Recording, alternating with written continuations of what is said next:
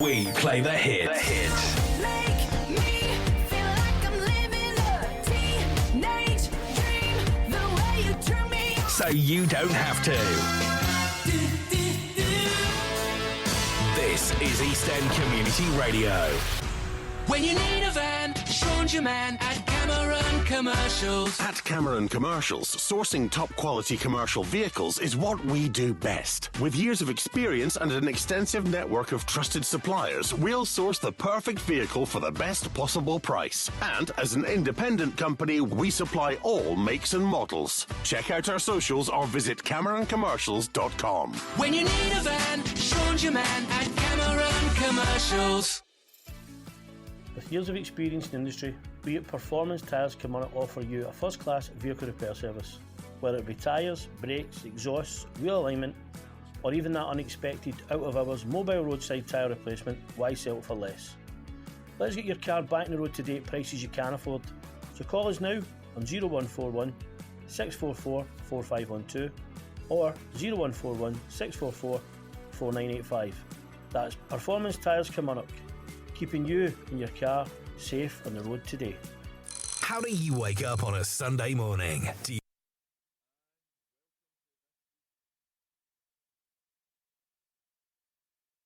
open your eyes, let out a yawn, put your slippers on and go to put the kettle on? Well, that's great. But after you've made your cuppa, why don't you slip back into bed, turn on your media device and let Tony Francis ease you into the day with the best love songs on the planet.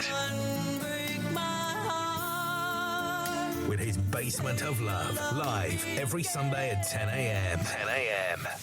And welcome to this week's Saturday Football Live, the first official Saturday Football Live. Gents, how are we today? We have Des Roach in the studio as always, and we are joined by Scott Perry making his second appearance of this season. How are we? Very well, thanks. How are you? Good, mate. Good. It's been a busy week. If anybody follows us on Instagram and Twitter and stuff like that, we've obviously had a massive change to, I suppose, my podcast, and we've merged with the radio, so we've got Pyramid Promotions now. The show's been called Saturday Football Live. Starting for next week, we're going to be doing Lowland League as well in the show, which, to be honest, I'm quite looking forward to. So it's something a bit different for us. But Des, what about yourself? How are you doing? I'm very well. I think it's just as you were saying there. I think it's for the channel. It's massively comprehensive. We're covering every single facet of Scottish football. So if you're looking for information, if you're looking for results, you're looking for anything, then just check out the social medias because everything will be covered. Yep. I think it's going to be quite interesting. Hopefully we can get it to work right, and hopefully everybody who listens to the show already gets behind us and supports it. But look, enough of that nonsense. We are here for Saturday, the 22nd of February 2025. Things are starting to heat right up, so we're going to get tore right in there. Featured fixtures this week. We had a little bit of a blip, obviously, we had Shots and Benburn down as one of our featured fixtures, but sadly the weather has beaten that. So we've made a slight tweak, and we've got Johnson Borough versus Gartcairn brought in, which I think is a really, really interesting game, to be honest with you. So we're looking at the Borough and Gartcairn. Scott, we'll start with yourself. Mm-hmm. What's the thoughts on this game today? I think it's probably more an important fixture for Gartcairn than it is Borough at this moment in time. Just looking at the league table just now, sitting in 12 points, they're right in relegation trouble for me at the moment. I think we touched on it a couple of weeks before that with their squad, I think they should be doing a wee bit better than they are. Also, Borough, spoke about them. They've kind of come out of nowhere as well. Everybody was talking about Clydebank, which Johnston Borough will quite enjoy, to be fair. They'll just begin about their business quietly. Now they're sitting obviously within touching distance of Clydebank, albeit they've played a game more, but things are getting a bit interesting. What do you think then? What's your prediction for it? I think Borough win for me. Des? Yeah, I think we've said it for a number of weeks that we all say Gartcairn should have too much quality. I remember back to years ago that people said Nottingham Forest couldn't get relegated because they had too much quality. Yep. But they keep losing results and keep losing points. Yep. Also, the midweek defeat to Pollock was I think that's pretty a bad significant. one. Yeah, that's pretty significant. Borough, when you look at the goal scoring record, I mean they're plus 13, but none of they don't have a prolific goal scorer up there.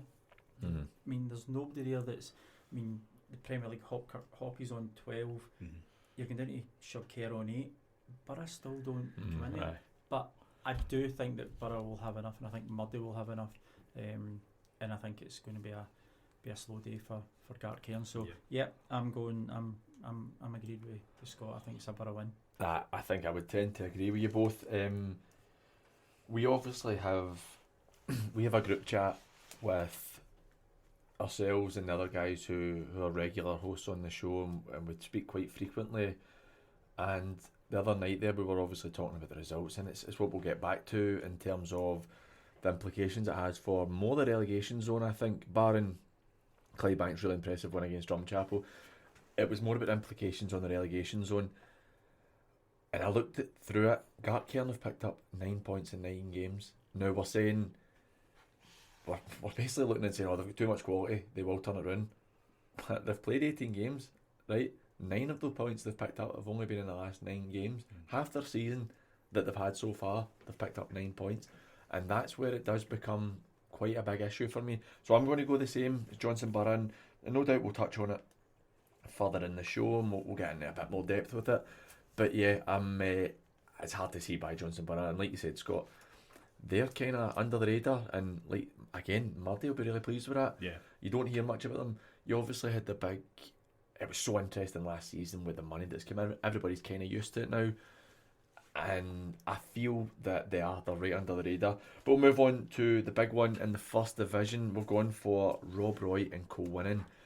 Des, Rob Roy really struggling, need to pick up points, but yeah, the defeat for Irvine Meadow last night is benefiting them. Co-winning on the other side of it, losing last week, really need the points to go and pick up. But the top of the table is so tight. That's what we're talking about. Des, what's the view? I think I would, and Gibby won't thank me for saying this, but I think if Co-winning are going to do something this season, this is a massive game for them. They really have to get it back on track. They were going really well. The new manager coming in, building a team, getting momentum. The East End Community Radio 4 at 4. The Apologies. hottest songs of the day as chosen by you. My apologies. A little mistake there for me. Sorry about that. I've tried to move something on the computer and hit the wrong button. Des, my apologies. On you go. That's why you get monkeys off. Honestly. Sorry about that. Sorry to go back. I think that Rob Roy have had a very disappointing season. I think Gibby would be hoping that moving into a new ground, getting the supporters back in there, this new sort of feel to the place, it hasn't really kicked off. No. It's not taken off in the way that they would like. I would certainly that's not a guess. But Co-winning have been doing well, and they have been getting a wee bit of momentum behind them. Last week, really sort of quite a surprise result, getting beat. This is where we're going to see what Co-winning's made about. Yep. Co-winning need to come back today, and if Co-winning win, now they've still got a game in hand, but they're only 3 points behind, so that one game in hand then puts them straight back into it. So yeah, it'll be very interesting, but I would expect Co-winning to win this one. Scott, what about yourself? No, totally agree with Des there. I would go with a Co-winning win, but I think it's important to recognise, obviously, they have got that game in hand. They've only lost 3 games this season, which is the least amount of games, obviously, barring Arsenal. They've only played 13 in the league. But results go Co-winning's way today, they could actually find themselves top of the league. Yep. Do you know what I mean? It's so tight. So between 1st and 8th, you've got 5 points separating them. But as Des says, Kirky Rob Roy are a big club. Mm-hmm. They're a big club. And to find themselves in that position, obviously you're looking at Ashfield and Blantyre, they're away. Mm-hmm. You know, it's a bit too late for them. That's definitely game over. So yeah, I would go with Co-winning, unfortunately, for Kirky Rob Roy there. I'm the same. Sorry, Des. I'm going to go for Co-winning as well. We're talking about Rob Roy, who are a really big club at our level. I think that Rob Roy are a top end of the first division to middle of the Premier League size club for us. That's kind of how it's been for quite a while. The last time they were, if they get relegated, the last time they were in the 3rd tier, I actually was part of the team that won that league to get them back into the second tier. Is that a coincidence? Well, I know that was yesterday then, eh? that was 2007, I think it was. But Rob Roy should never be in the No. third division of No. junior football. No chance. But you look at this first division, and it's very similar for me to the Championship in England, where you look and go, I remember that team being in the Premier League. I remember that team, Yeah. and obviously that is going to happen because teams go up and down. But you're looking at this league, right? Petershill, Kilwinning, Arthurlie, Kilburney, Irvine Meadow, Rob Roy, all teams that were in the Premier League and pretty competitive teams in the Premier League only within the last 5-10 years. I think you called it last week. You called them legacy teams. Yeah, and that is what it is for me. But we'll move on to our second division match of the day, and we have Lark Hall against Lanark. One for me that I think is really interesting, particularly not as much for Lark Hall, because I think Lark Hall, even though they have games in hand, it's not dead for them, but their recent run of forms really making it difficult for them, and they're running out of time to make a push. Lanark though, with Nielsen dropping points, Witlets are starting to pick up. Muirkirk are still keeping going in a big game for Muirkirk in the Cup today against Auchinleck Talbot. But Lanark, they need to win today. Scott, what do you think about this one? I'd go with Lanark today. Again, I think I touched on it a couple of weeks ago. We're looking at a 4-horse race, I think, at the moment in this league. Things are beginning to open up. You're beginning to see a kind of gap between certain teams in certain areas of the league. So I agree with you in saying Lanark need to win today, obviously given they're 4 points behind Muirkirk, but it's a good opportunity given they're in the Cup today, so they can close that gap. But obviously there's a bit of a distance between 4th and 5th, but if Lanark lose today, I think it will be tough for them. Whitlett's picking up points, Neilston top of the league, they've obviously got a kind of favourable tie today against Craigmark at home, should expect 3 points there. But yeah, Lark Hall, I think they've had a funny season for me. They've had some incredible results and they've had some really poor results. So I would probably go with a Lanark result. They've got more to play for, I think, at the moment. Des, what's your thoughts? I'm going to disagree. Oh, we've got a first contentious one. I just what I said, Lark Hall have had up and down results all year. It's a local derby as well. Lark Hall are at home. Lanark are known the best of form. I don't know. I've just got a feeling. I think Lark Hall, being at home, having the advantage, and maybe having that wee bit of momentum. Yeah. I think Lark Hall could be. So? Yeah, I think Lark Hall could be a dark horse Gents, here. you'll need to decide between yourselves then.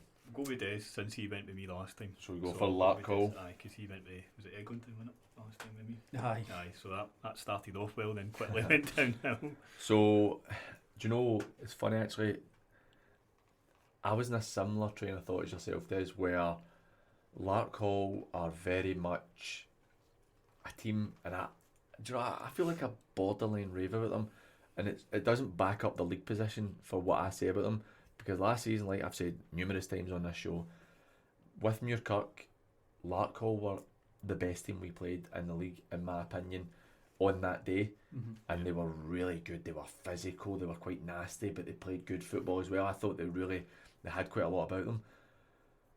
But you played 16, won 8, drawn 1, lost 7. So it's win lose basically. But is today a win? They lost against Bells Hill, which again is a local derby for them. Yeah. But that was away from home. But I think at home, I think Lark Hill are a different animal. Yeah. Well, I'm going to go for Lanark today, right? And we will come back to them because we've got interviews from managers for all of these games, apart from the Borough game, obviously, as it was a bit late in the day with the call-off. But we have our fixture for the third division, Thorn Athletic versus Ardere Thistle. I think, to be honest, it could have been between two games today, because you've got Kilsyth and Threave, which is arguably bigger, to be honest, in the grand scheme of things. But I've gone for Thorn and Ardere. Des, how do you feel this one's going to go? I just don't see anything taken away from Thorn here. They've steamrolled pretty much everything in front of them. They're also an extremely confident team. They are consistent, and I can't see anything. I'll put it to you before you come in, Scott. I'll put it to you that Ardere are one of the only teams to take points off the Thorn this season. Right. Granted, it was back. That can happen anytime. Granted, it was back in August, and I understand completely. And I think that we'll all be going the same way with this one. We probably should have gone for Kilsyth and Treve, to be honest. I think that would have been a more interesting one. But Ardere are the only team to take points, or one of the only teams to take points off of the Thorn. By all accounts, probably should have nicked it that day. Sean's, I think they've pulled, hang on a second, I'll check. They've managed to get a lot of players back from injury, so they've only lost 1 in the last 5 in the league. They're picking up a bit of form. The Thorn really don't look like slowing down, so I understand that. But Scott, sorry, on you go. No, I kind of disagree. I think any fixture, coming up against the Thorn in that league, you're hard pressed to go against them. Just how comfortable some of the results have been. I know you've said Ardere took points off them, but you're talking at the start of the season. Yeah. Thorn have really picked up since then, and obviously get better and better and better as the season's went on. But the only interesting thing looking at here is Thorn have conceded the same amount of goals as Ardere, so there could be goals in it, and Ardere have scored a couple as well. Obviously Thorn have scored 60 goals, which is incredible in 18 games, but I can't see past Thorn. It is difficult, and I'm going to agree with you. Before we move on to, in my opinion, the biggest game in the country today, I'd like to make I don't know if you saw it, guys, on Twitter.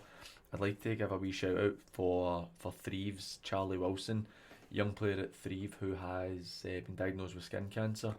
So just from ourselves, everybody at Pyramid Promotions, Saturday Football Live, we really wish Charlie all the best. It's such a horrible thing at such a young age, so our thoughts are with him, and we really hope that he's back fighting fit soon. Moving on to the biggie for the day, I think I bumped into a couple of Port players in the gym this morning. I'm just so excited about it. I actually said to them, I think I care more about this game than you do. The big one is Port Glasgow against Knightswood. 4 points separating the two teams. Knightswood undefeated. Port going for 10 straight wins in the league. They've been arguably the form side. Scott, what do we think? Port or Knightswood? Do you know, I'm going to go against the green here and say I think Port might get a result today. It's funny, right? Des will tell you in a second his thoughts, but okay, on you go. Just given the run they're on, obviously Knightswood on the run as well, lost a game all season, but they've scored 77 goals, so they're going to score. Like, I'll be really surprised if they don't score today. Do you know that? And for Port, it's a 6 pointer today, and really, if Knightswood win that, then it's going to be difficult for Port to catch them because they're going to open up a sizable gap. But if Port win that, they're right up their tails, right behind them. So I don't know why. I've just got an inkling that Port might sneak a result today. Des, what's the thoughts? I gave my thoughts last week at the tail end of the show. I mean, the amount of goals both teams have scored is phenomenal. Absolutely phenomenal. Tam Jimison's a friend. I know him well. Knightswood, I know obviously people involved there. I think, and it's not having splinters in my backside here, I think it'll be a draw. It'll be a score draw. Yeah. It'll be a score because let's be honest, both teams will score.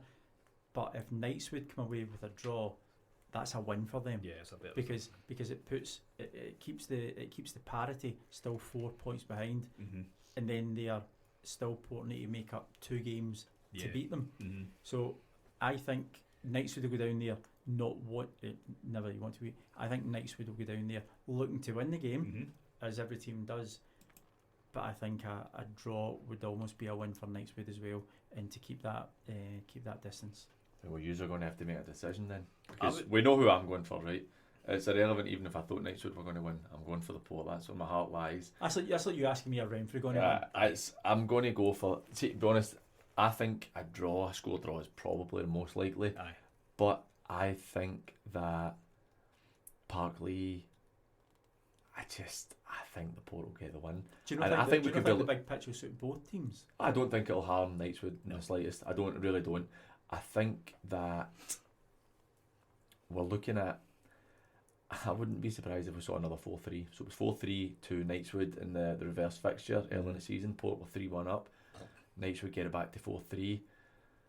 I think we could be looking at a 6 or 7 goal thriller. No doubt we'll end up winning 0-0 here. But it's a commentator's curse. But I'm going to go for the Port. So you two, you'll need to have a wee decision between yourselves. I don't mind sticking with a score draw because that was my initial thoughts, but I thought I don't want to be that guy sitting in the fence. But do you know that way? I don't think. Well, That was my initial. yeah, I don't think. thought. In the obviously, I'm on with Paul each week. Mm-hmm. I've never picked a draw in any game. No, And I think this might be the first time that a score draws. It's likely. they're not conceding many goals either. Teams either. So No. it's strange. They're scoring a lot, they're conceding a lot. So that's Between either between the two of them, Knights would have lost 20 goals. Port have lost 25, but they're outscoring everybody. Aye. So it's never going to be a 0-0 board draw. That's or very they probably unreal. will. But I think that Knights would, I know this almost sounds contradictory, I think that Knights would, even though Port have scored more goals, are so good going forward, and the Port have mistakes in them at the back, but the Port have a lot of goals in them, and I Yeah. think that is why there's got to be goals. Right, so we have an interesting one this week then, because we do have a wee bit of differing opinions on the scores, or on the results. So we have Johnson Borough for both his first game, both co-winning Mm-hmm. the second game. Third game I've gone Lanark, you've gone Larkhall. Mm-hmm. Fourth game we've both gone Thorn. Fifth game I've gone Port, you've gone Draw. So we could be looking at a wee interesting one, and I'm a game behind here, so I need to pull it back. Did I beat you two last time? I think you did. I think you did. I think No, it was in a draw. I'll maybe look in the book to see what the result. Let's see. Is that Eglinton See, result? see when this We drew last we time. draw? I thought it was a Yeah. draw. See when this comes onto YouTube and they look at what you use for your notes. I know.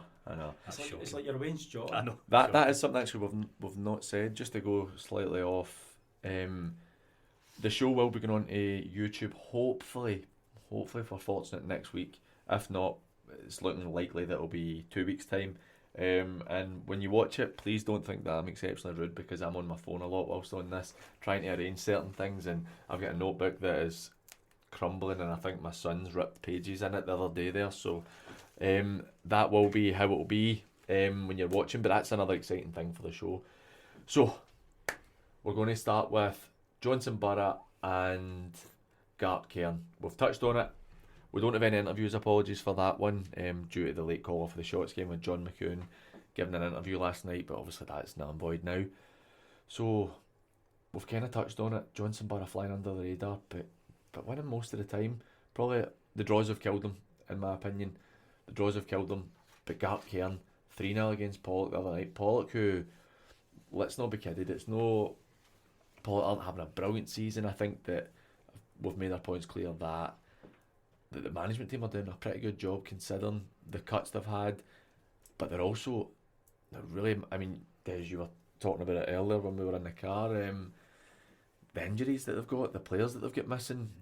That was a good result for Pollock the other night, but 3-0, that's quite convincing. That doesn't fill you with confidence if you're a Gart Cairn man. No, I talk to him actually quite regularly, and his words to me, they're crippled by injuries. But what I think with Pollock is, see, against the big teams, they do pull out the big results. Yeah, aye. And they turn up. I think what Pollock need is obviously more bodies available. Yeah. And that wee bit more consistency, which has been unfortunate. But to go and beat Gart Cairn 3-0 at home, that's a big statement. It was a fantastic result, and he's obviously got his hands full today as well. I think obviously injuries will obviously playing a part, but they've only scored 19 goals. You know, that's, I mean, even teams at the bottom of the league have scored more goals. I know. So that's obviously a problem, because they're not conceding goals. They've only conceded 15, so that's a goal a game. So that's good going. I know. So and Doc was missing. He was suspended for a couple of games there. Yeah. Fordy's been picking up injuries as well. Yeah. You've lost Luke Main, who had that threat from the middle of the Yeah. park. So the goals are getting spread about. They've got, I don't mean nothing, that's not the right way. They don't have Brian Dingwall anymore. No. Guys who are going and firing in goals every single week. Absolutely. And I think that if Maxi, and I'm sure he will be supported, if he can go and rebuild again next year, I think they'll be fine. I think they'll be fine. Yeah.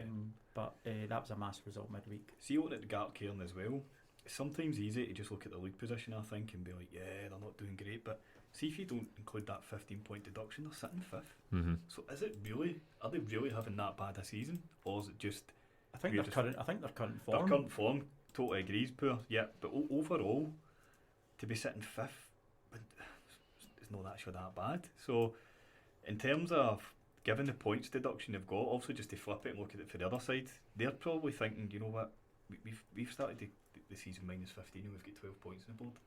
But maybe not that bad. No, do you know what? that is the thing. This is something we've touched on, where you say you look at it, they should be sitting 5th, 6th, or whatever in the league, right?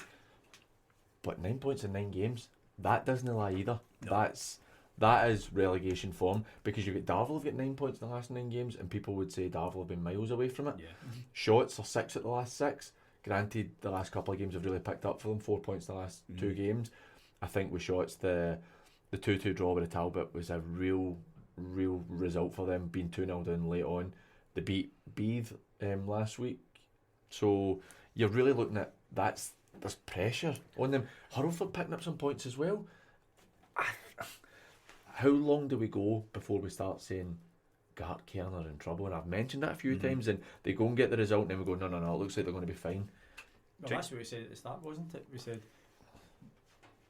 the analogy that I use, people used to say Notts Forest, they're too good to go down. We've said that Gartcairn should have too much quality in their team to go down. Yep. They're hovering above it, and it's only because teams below them aren't picking the points. Now, I think last week Shots beating B 2-0 was the biggest shock of the week for me. Absolutely. But Gartcairn need to be careful. Very, very careful. That was not a good midweek for them. No. That was not a good midweek. I know we're talking more about Gartcairn than we're going to talk about the Borough, because I don't think the Borough win the league. I think that the result for Clydebank during the week against Drumchapel has given them a real impetus to go and try and get themselves promoted into the playoff spot. Clydebank look like it's really theirs to lose now. That they're starting to catch up in games. But if you look at the midweek results, I mean, Wednesday night, Shots get a point. Hurlford lose a late goal, which is a killer for them, but they get a point there as well. It is a point that puts them a point further away for Gartcairn, who lose. You even look at Tuesday night, Darvel beating Largs 2-1. These teams are putting pressure on, onto Gartcairn, and that is the really important thing for me. That they're just, when is it an issue? Do you think it might be a case of, see mentally, right?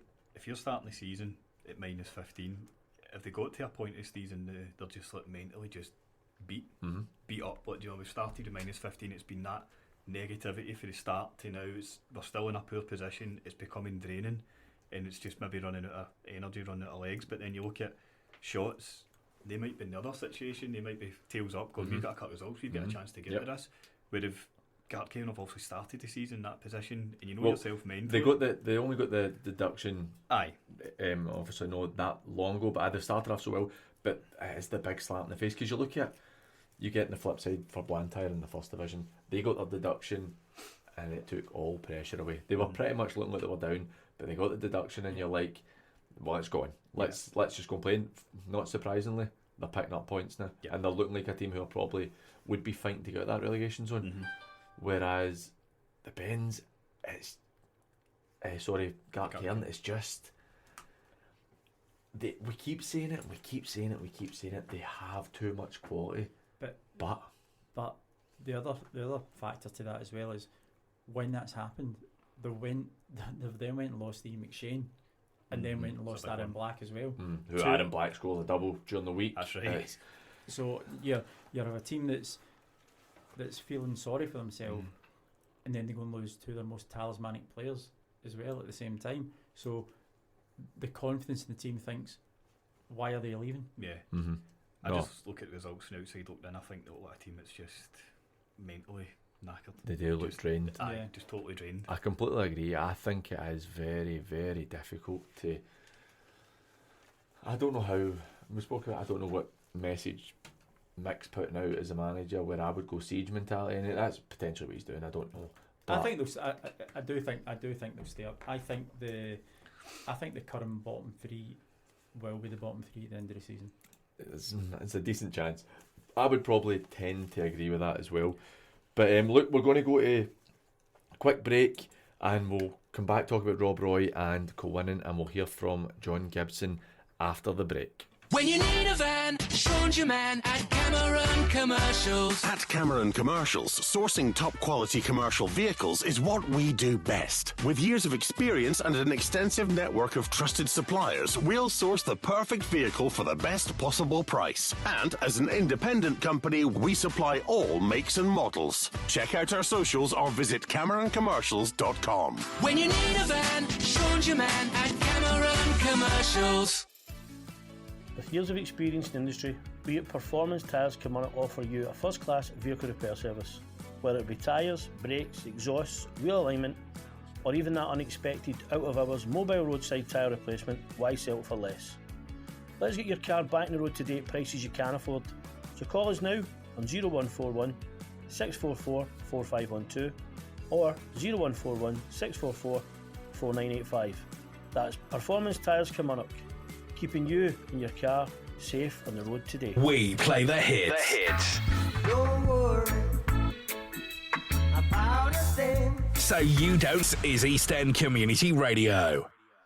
And welcome back to Saturday Football Live and all the excitement of all the big games that we've got going. I forgot to tell you, if you've got anything you want to say, is anything you want to let us know, any questions you want to ask myself or the guys, get us on WhatsApp at 07396 717 412.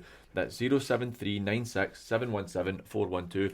Or you can get us on the new Twitter, or X, whatever they want to call it, X and Instagram at SatFootballLive. You can get us on there. Any questions you want to ask us, don't hesitate. Remember, at 4 o'clock to 5 o'clock, we have the phone in. We really want to hear from you guys. We always get plenty of managers on, and it's great to speak to them, but we really want to hear from you, the listeners, and just tell us how you felt about your game, or anything at all that's coming to your mind. So, let's move on to Rob Roy and Kilwinning Rangers. Absolutely massive game. Rob Roy, there's no getting away from it for me. They have to win. That defeat to Kilbirnie last week was a sore one, particularly after getting a really good result against Villa Clyde. A bit of a surprise result, I think, 2 weeks ago. Kilwinning, on the other hand, losing to Villa Clyde, which you were a bit surprised at, after getting a really good win against Glencairn the week before. Very mixed bag, this first division. Scott, we've obviously gone for Kilwinning for the win. Yep. But if you're John Gibson in the Rob Roy dressing room, what are you saying to your team today? Also, it's a tough game. It is a tough game for them, but I think all I need to do is look at where they are in the league, show them the league tables, look how tight it can be if we get 3 points today, where I go a point behind Villa Clyde and we're 2 points behind Kilbirnie, depending on results. So, and you're ahead of the medal. Exactly. There's hope there still for Kirky Rob Roy, and I'll be trying to drum that in. Look, guys, there's plenty of games left here for us to get out of this position. We're a big club, and we need to start playing like a big club. And we need to start believing we're a big club, and we do belong in this division. Well, you look at it like, I think ideally, you say you're John Gibson, ideally you need Blantyre to beat Kilbirnie today, which I don't think is out of the realms of possibility for Blantyre to get something from them. I would still favour Kilbirnie, but it's possible. Renfrew and Cumbernauld, no difference to you. You want, then you're relying on Glencairn and Arthurlie to go and beat Maple and Vale Clyde. Now, if Rob Roy can get a win today, you've really got, you're thinking to yourself, well, we're looking at two of the title contenders. We need them to go and win. That's a good position to be in, I'd say. It gives them a wee bit of hope where they could possibly, like you said, they move out the relegation zone. They're 3 points clear of the Meda, who have 2 games in hand, but that doesn't mean a great deal. You've got a game in hand on Mabel, you're a point behind them. Yep. You've got 3 games in hand against Villa Clyde, you're a point behind them. You're right in the hunt, and that's what you're telling your players today. Yep. Des, could you see a place where we're looking and saying, Rob Roy, they are really, really in a stronger position now, or do you think at the end of the day we're looking and going, it's going to be too hard for them? I think everything you've just said there gives the impetus that Gibby should be putting into the team. That gives them everything to play for, and telling them this is the status that we are at. If you want to be here and you want to continue to be here, this is what you need to do. We play the hits. Sorry guys, I've done it again. I keep hitting the wrong buttons. It's been messed up with my adverts today. My apologies. Des, continue. I keep doing it to you as well. I can't be bothered listening to you. I talk to you far too much. You probably talk to me more than my wife. I think that's the status that he has to be dropping into his players. If you want to be involved at this level, if you want to be involved playing in these big games, in these big clubs, you have to go and take these kind of points. Now, we're looking obviously at Atherley and Glencairn as well, taking points off people that are around them. That gives you a shot in the arm to think we can get right back into this. Meadow losing last night as well, that again puts fresh impetus on it. I just don't see it though. I think Kilwinning will be saying the exact same thing after losing last week. This is where we need to show our mettle. Right. This is where we really need to put ourselves right back into it. John Gibson's a great guy, lovely guy. I just think Kilwinning, it'll tell a lot about both teams today. Yeah. Let's just say it'll tell a lot about both teams. Well, do you know what? Before we continue then, let's hear what Gibby had to say. I spoke to him yesterday. Initially I've asked him how he's found his time, because they've obviously come down for the Premier League. He's taken charge. They had a pretty solid start, they had a decent start, and I think everybody was thinking, right, well, they're going to be one of the 5 or 6 to go and push for promotion. So let's see what Gibby had to say on how he feels his season's been going so far. Paul, I've thoroughly enjoyed my time at Rob Roy since I came in the summer. Everything about the place is first class. The ground, the facilities, the committee have been so supportive of me from day one. The supporters have got right behind the team, so they have from the first game. Although we're not in the best position in the league, they still get behind the team and we can't ask for any more. What we've got to do though is try and get ourselves up the league as much as possible, try and finish strongly in the second half of the season, and then we can see where it takes us. And hopefully next year we'll be able to build and get our signings in early this year and try and go and make sure we're up there next year. It's quite interesting listening to Gibby saying next season. Yep. And I wonder if what's he planning for? But the thing is, like, I mean, I'm mates with Gibby, we work together. I really think he's a top manager. He showed that with Blantyre.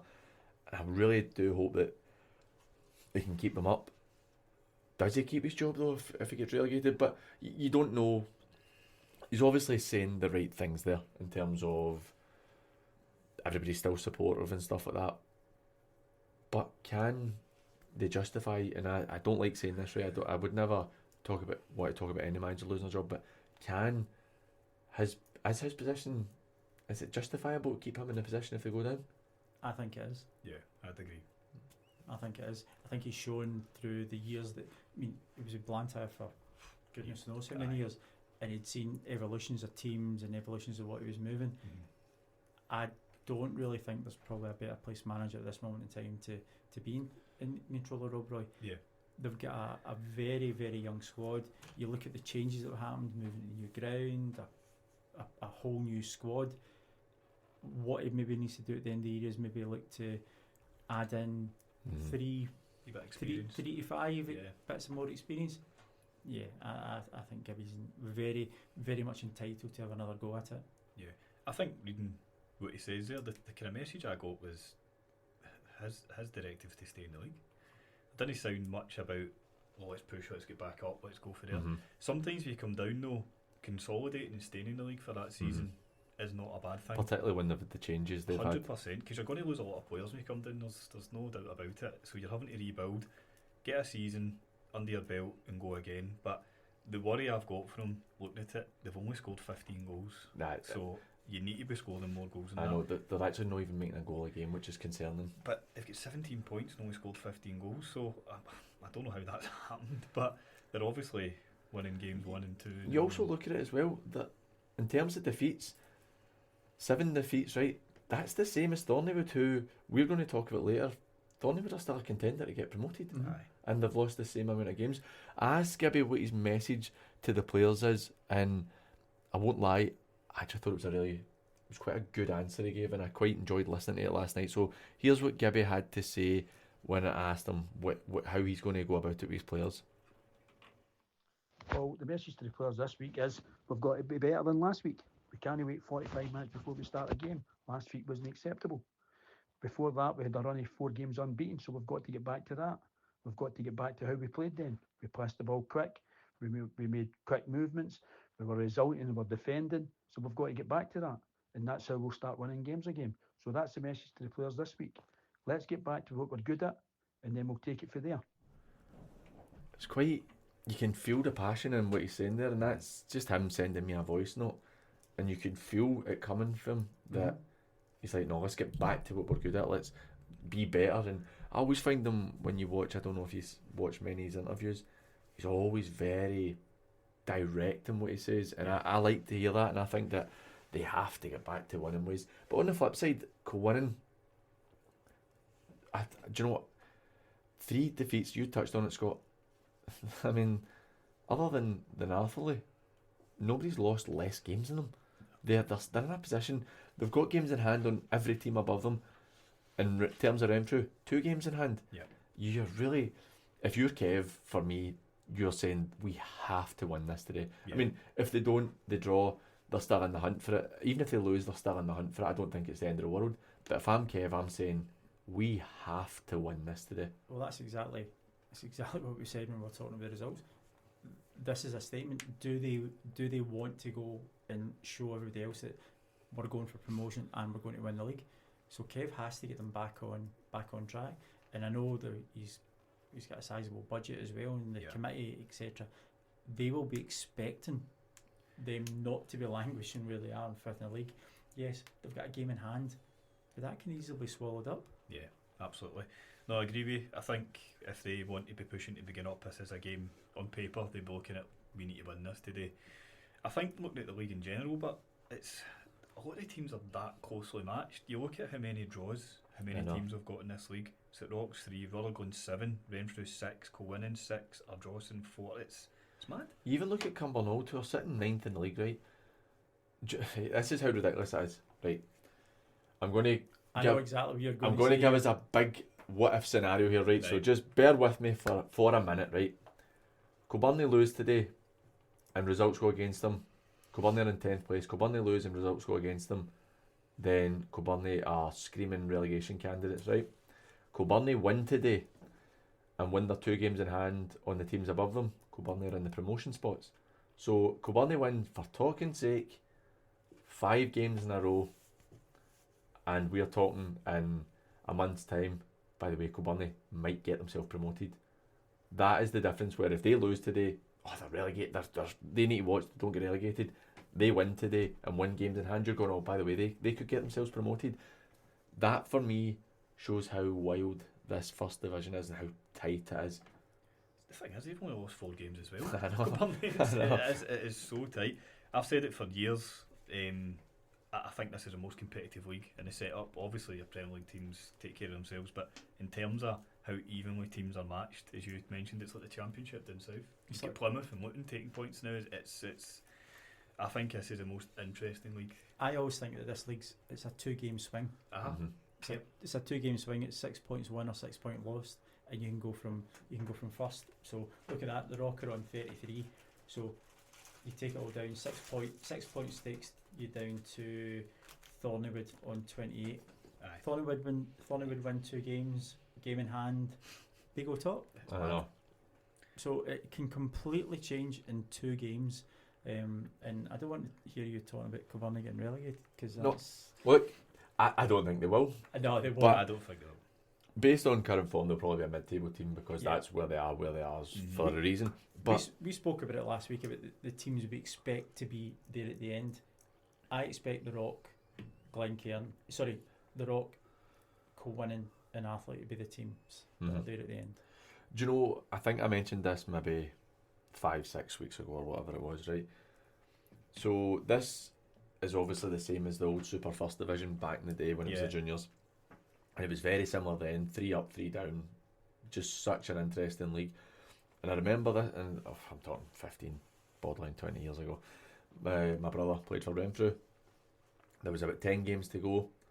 They were sitting 4th or something in the league, looking like they were going to go up.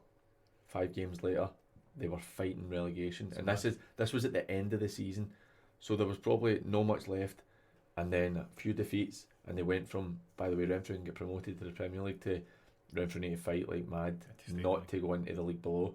So it's quite interesting. We're going to move on to the second division now. We've touched on it briefly already, obviously. Lark Hall and Lanark. I genuinely, I don't think it's a surprise if you know this level. I don't think it's a surprise that we are split on the decision for this one.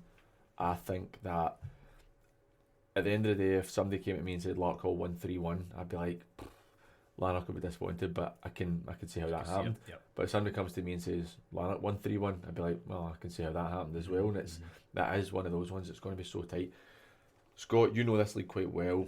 We've kind of touched on it's going to be, in our opinions, that top four. They're the fighting out for 3 spots. Yeah. Do you think Lanark have enough to go and get the title, or do you think it's just all about promotion? I think it's all about promotion for Lanark at the moment. Don't ask me why I say that. I just looked at their form throughout the season. They've lost 4 games, but so have Whitlets and so have Neilston. They find themselves first and second.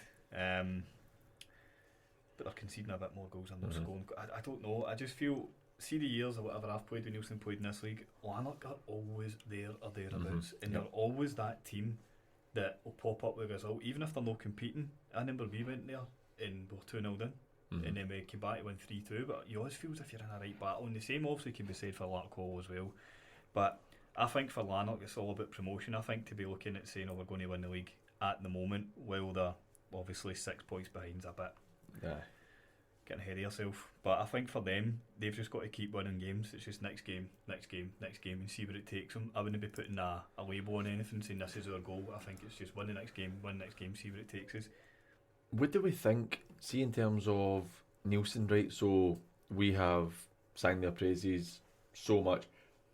Lanark beat them 3 weeks ago. 3 weeks ago today, 3-2 they beat them at Neilson. Neilson go and beat Yoker. Then a bit of shock, they lose to Bonneton. So that's a shock. That was a shock defeat, I think, for everybody. So they've picked up 3 points in the last 3 games. Granted, they beat Lark Hall the week before they lost to Lanark. But they should win. You touched on it earlier, Scott. They should beat Craigmark today. I'd be astounded if they didn't. But are Neilson under a bit of pressure? 100%, I think Neilson have had that wee sort of crest of a wave. They've been going, and just in recent weeks we've just seen wee chinks in the armour that things are, and I think it's pressure. I think so, but I don't think Andy will panic though. I know Andy well, and Andy's quite a level-headed guy. He won't panic. Obviously their start to the season, this people forget, their start to the season was poor. They lose the first 2? They lost, I think Lark Hall beat them 7-1 or something like that, their first game of the season. And I've got to be honest, being there last season, I never seen this coming. I never seen Neilston sitting at the top of the league this season. I thought they were going to go in, consolidate and build. So credit to Andy and obviously Dale and Muff, the job they've done has been excellent to get them in the position they're in just now. But I don't think they'll panic. I think in the end they'll be okay. But I still can't say they're going to go and win this league. And you look at Muirkirk, right? I'm looking at the results just now, right? So we go back to the 19th of October, or we go back to the 12th. Muirkirk beat Whitlets 4-0, convincingly beat Whitlets 4-0, and you are thinking, Muirkirk, young team, we were always asking the question, when is the stumble going to come? When's the stumble going to come? Then 19th October, they lose to Easterhouse in the Cup penalties. Then they edge Maryhill the next week later 2-1. Then they draw with Cali Locals, and then they lose to Neilson, and we start saying, is that the bubble burst? Do Muirkirk have enough? Then they go and show some proper character, which we're wondering if Neilson will do. They go and beat Pollock in penalties. They beat Yoker. They beat Mabel in the Cup. They beat Bonneton, and then they beat Craigmark last week. Now, for a young team, they've shown a lot of quality and a lot of heart and a lot of desire. Do we see the same reaction for Neilson? Has it just been a wee blip, or is it pressure time? I saw you go this. I think it's pressure time at this moment in time. They need to regroup, because Muirkirk are certainly, in all my time at this level, Muirkirk have never been up there and never been going. Muirkirk are the informed team. Absolutely informed team. And we spoke to the manager the other week there. It's a team of young boys. And the fact that they maybe aren't the most experienced at this level, that's probably to their benefit, because they probably don't respect, and that's not the rule, they don't respect other teams' pedigree or past performances. They just see it as a game. You've got the ignorance of youth almost. That's probably the better way to put it. I wouldn't say disrespect, it's probably ignorance of youth and the drive and fervour of youth. what Nielsen need to do now is they've been at the top of the league for a pretty decent amount of time. Couple of months, The players need to now show their character. Yeah. Andy Whiteford and the management team, they were drilling into them and making sure these guys know what it's in. So I wouldn't say it's incumbent upon the managerial staff. I'd say it's now incumbent upon the playing staff. Yeah. I think, see, with Nielsen as well, touching on obviously my former club and things, they've got a young squad. I've said before, they've not got a massive squad, but Andy's been very good at filtering the 20s through into the squad as well. So there is a lot of boys in there that are young, coming through for the 20s, but looking at the league as well, Neilston and Muirkirk are two teams that I would never have at the start of the season said they're going to go up there for promotion. I think most days would have looked at your Whitlets and your Lanark stuff. 100%. But listen to, I asked Darryl Meikle, the Lanark manager, how he's feeling, because they've had back-to-back wins. They're starting to put a wee bit of momentum together. So this is what Darryl had to say about that. Hi mate, yeah, the boys are in a good place. Obviously, the last time we spoke, I said how we were needing to get back to winning ways after this shaky start to turn the year. We had 2 difficult games, so we only took 1 point, but obviously back-to-back wins away to Neilston and home to Forth is important for us, especially to keep in touch with the teams at the top of the league in their promotion places. Neilston away was obviously a very tough game at the time. There were 11 wins in a row. So we went down there, we found ourselves 2-0 down after 20 minutes for the 3rd week in a row, which wasn't ideal, but the boys dug in and got a massive 3 points. It was a big 3 points that day because obviously at the time Neilston were kind of runaway leaders, them and Muirkirk, so it kind of brought them back into play for the promotion places. Obviously they still need to drop a few more points, but when they're sitting at 12 points clear, it's very difficult to catch. But now, obviously, the results going away last week, I think they lost 1-0 to Bonnet last week. We get a win at home to Forth, so that's it back down to 6. So it starts to be a bit more in touching distance for us to try and catch. At the weekend, that weekend there, we played Forth at home. Another tough game this league. Every week's a tough game, but first half we should have probably been a couple up and we weren't, and in the games when you don't take your chances always come back to bite you. Forth got an equaliser and then we scored late on, which was a big relief really for everybody there, and obviously Nielsen get beat at Bonnet, and so it was another good weekend for us in that sense for the points gained. Darryl talks about it being a good weekend last weekend, and it definitely was. They are in a position where I think they have to win the day. I think that Muirkirk are going to be ahead of them regardless after the result today. Yep. With 3 games in hand. And based on Muirkirk's form, as we've just touched on, I don't see them not winning at least 2 of those games. Or even picking up 4 points, which I would say would be a bad 3 games for them. And worst case, they're going to be 5 points clear, which is a big ask. Which is a really big ask for me. So I think that they've got the form on their side, and that's why I've gone for them today. And I completely understand why you two didn't, but that's why I've gone for them, because they're picking up good results now. I just think Lanark, it's maybe me going back to 20 years ago when I was it, I just think Lanark are always a team that has potential, but just a good nearly team. Yeah, exactly. It just doesn't get there. I mean, I'm getting back to days like with Tam Hanlon and stuff like that. Getting out to Lanark, you've got a good travel get there, they're a good home team, they're stuffy. I mean it was Forth they beat last week. You would expect them to beat Forth. It's a tight pitch as well. Aye, it was 2-1. That's why I went for Larkhall. I think Larkhall are always, particularly at home, I just fancy it. I just think Lanark will have enough in the tank, and I think that's probably the last time I'll be allowed to go into Lanark, to be honest. No, you actually make a good point about Lanark as well, because obviously over the years, again, going back to that result I said, we had that change of their season. That was the season that won us the league that year, the result that won us the league that year, but Lanark were the same that season. They were there or thereabouts, but they just missed out. And that seems to be, you're quite right actually, The bridesmaids, Aye. The bridesmaids. Because they're a team who, whatever league they're in, every time I've ever played them, they're always a pretty solid side. Yeah. They're always a pretty solid side. They'll take points off folk, 100%. but they don't win enough. Nah, they definitely. Well, let's see. I'll ask Darryl how important the 3 points are in terms of promotion. So this is what he had to say on it.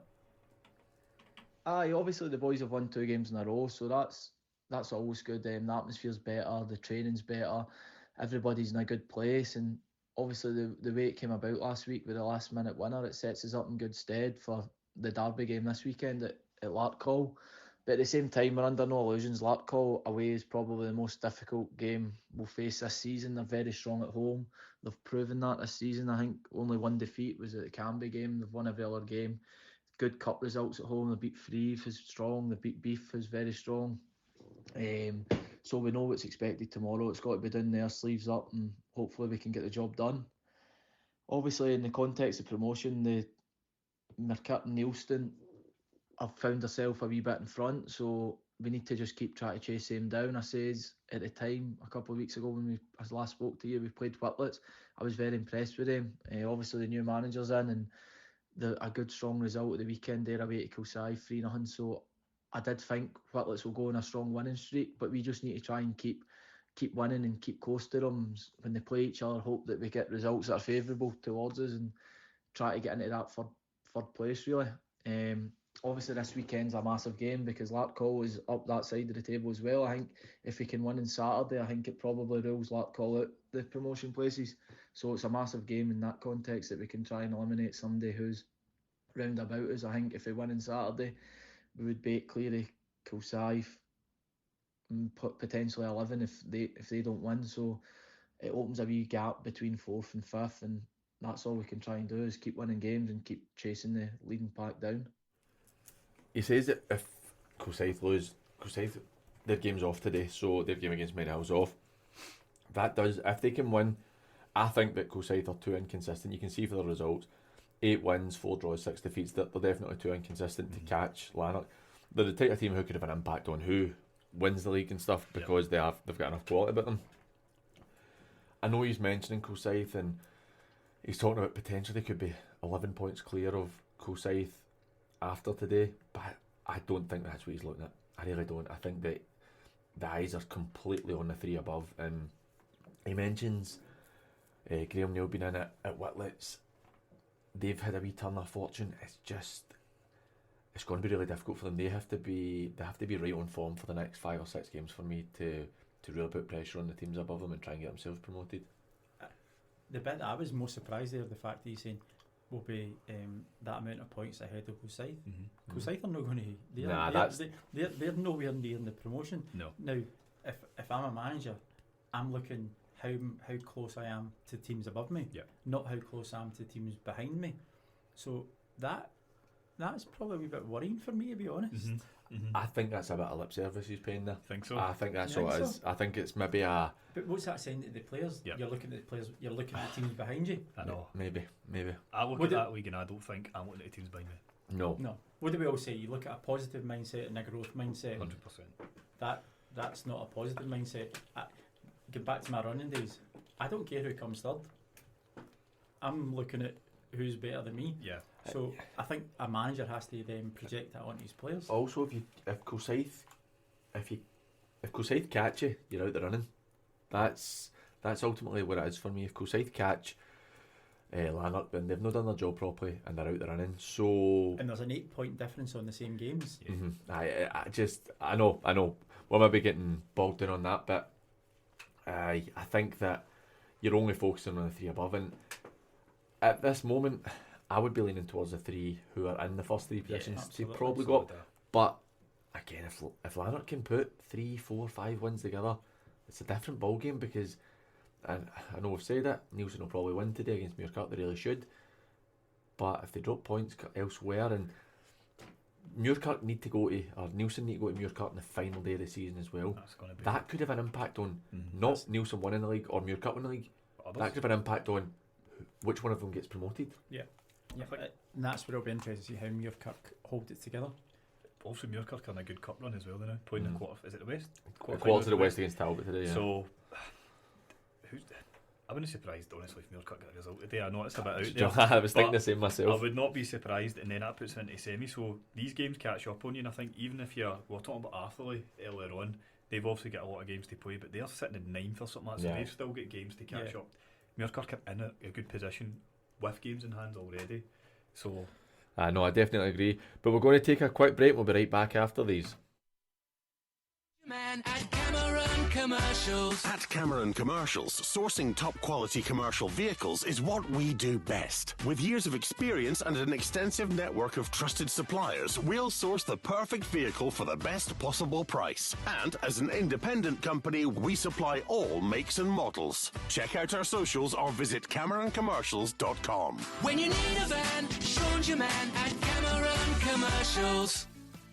With years of experience in the industry, we at Performance Tyres can offer you a first-class vehicle repair service. Whether it be tyres, brakes, exhausts, wheel alignment, or even that unexpected out-of-hours mobile roadside tyre replacement, why sell it for less? Let's get your car back on the road today at prices you can afford. So call us now on 0141 644 4512 or 0141 644 4985. That's Performance Tyres Kilmarnock, keeping you and your car safe on the road today. We play the hits. Make me feel like I'm living a teenage dream. The way you turn me on. So you don't have to. This is East End Community Radio. It's time for the Youth Takeover on East End Community Radio. Find out what's happening in your local area. And welcome back to Saturday Football Live. Remember, if you want to get us on WhatsApp, it is 07396 717 412. That's 07396 717 412. Or you can get us on X and Instagram at Sat Football Live. 2 o'clock, Des. This is kick-off time. We are underway in our first games of the day. We've got a lot of interesting ones coming. Now, I'm going to put it to you early. What we've spoken about Knightswood and Port Glasgow, we'll speak about it in depth and over the next 15 minutes when we go through our two remaining featured fixtures. But is there any games we're talking off air there about Muirkirk? We think that they could maybe give a Talbot a bit of a game today. Is there anything that's sticking out for you? Is there anything that you're thinking this could be an interesting one today for you? I think the one that really sticks out to me is Largs Drumchapel. Yeah. Largs have had the hex over Drumchapel all year. Arnie's done a fantastic job down there. I mean, was it just a couple of weeks ago they played in the Cup and Largs came through up at the Donald Dewar Centre? Mm-hmm. So that one's looking at it. You can't ignore Pollock Clybank. Clybank, obviously. It's always a big game. It's the two arguably best supported clubs in the Premier League. That's I mean, what kind of crowd are we expecting there? Pollock usually carry 500-600 at home. Clybank they've shown when they went to Hibs.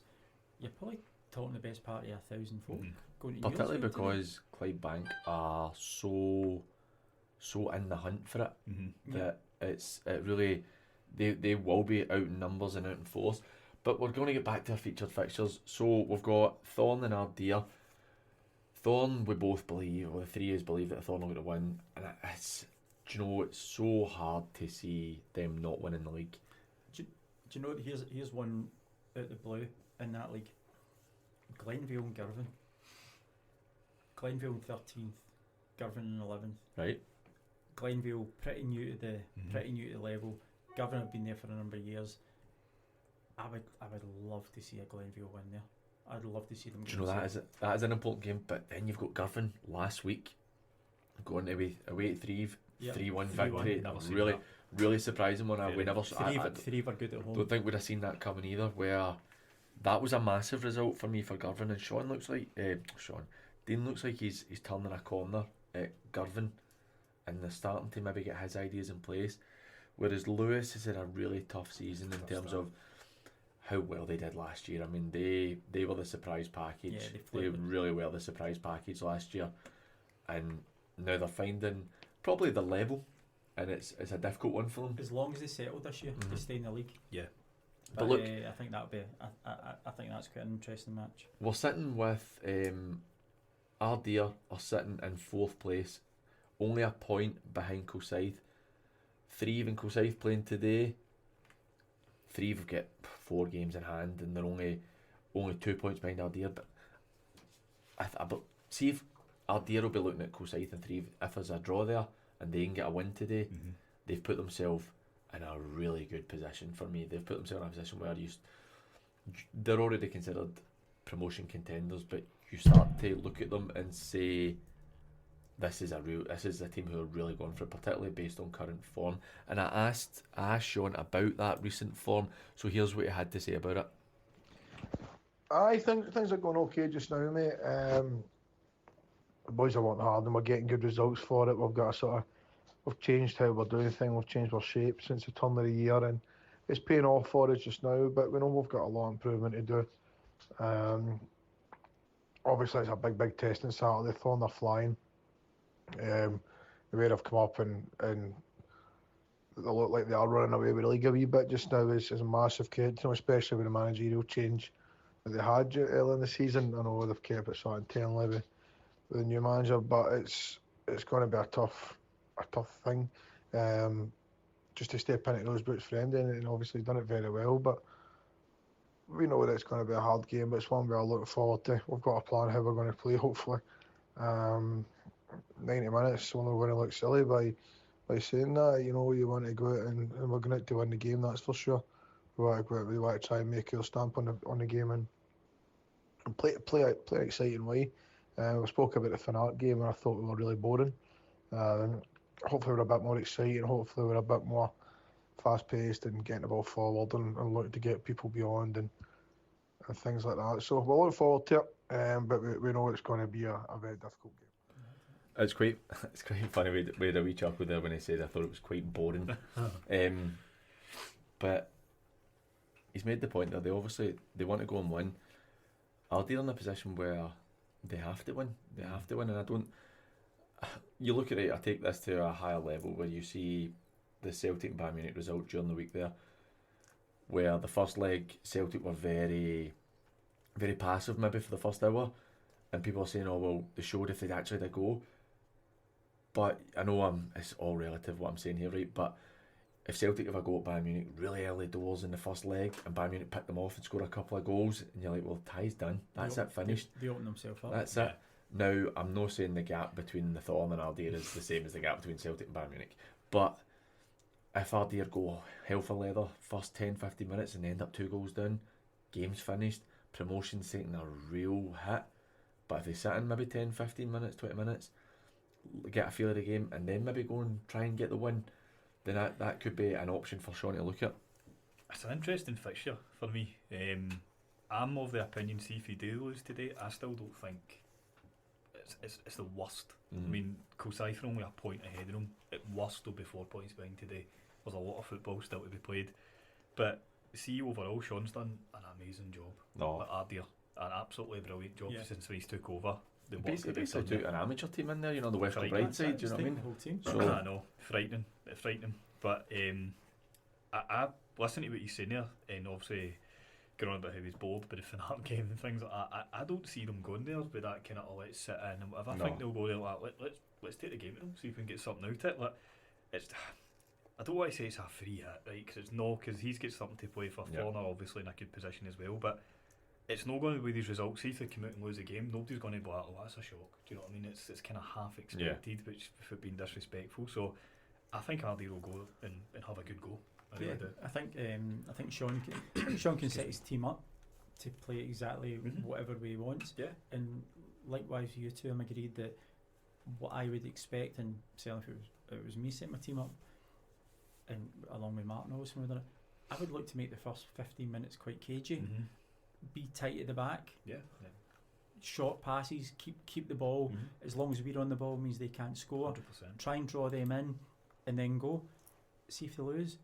There's not really that much behind it. No. And also the two teams that are around you. I mean, you've got Kilsyth playing against Threave. Threave losing at home last week. Kilsyth. So the two teams might cancel each other out as well. So this could be a game where if Ardeer go and take anything from the game and one of the two teams cancel each other out behind them. Yeah. You also need to look at the other fixtures. So obviously we've touched on Kilsyth and Threave, right? Again, we're diving into the world of hypotheticals, right? Kilsyth and Threave draw, which would suit Ardeer if they could get a win today. But then you have Dorai and Lugar playing each other. Now, those two teams are still trying to keep themselves in the hunt as well. They're still in there. If you get a draw there, then you're looking at you're looking at something really, really interesting for. I fancy Greenock to go and get a win today. I do. I fancy them to go and win the game against Irvine Vicks. But we've got our first goal of the game, and it's not a surprise. The man who has scored, Pollock 0, Clydebank 1. Des, who scored? I'm going to take a wee blind guess. Is it Mr. Little? It was Nicky Little. 9 minutes in, a penalty to Clydebank puts them 1-0 up, and they're continuing so well. And we're just coming away from that Premier League nonsense and staying in the third division. We're talking about how important it is for Ardee to go and get a result, and they've just taken the lead. They are 1-0 up. Wow. Thomas Donovan puts them 1-0 up against Thorn Athletic. That is a massive, massive start for them. Let's hear what Sean had to say, because, as I've touched on, they're one of the only teams to take points off of the Thorn. It was a 1-1 game right at the start of the season back in August, and this is what Sean had to say about it. It was a really strange game actually at the start of the season. Thorn came in for the first 30 minutes or something. I don't think we'd a touch of the ball, but they got a goal. It was actually, for possession they had, the goal that we gave away was actually a mix up in our defence, and it was really an error for the other end that let them get a goal. But they moved the ball really well, and they played a lot of nice football when they do that.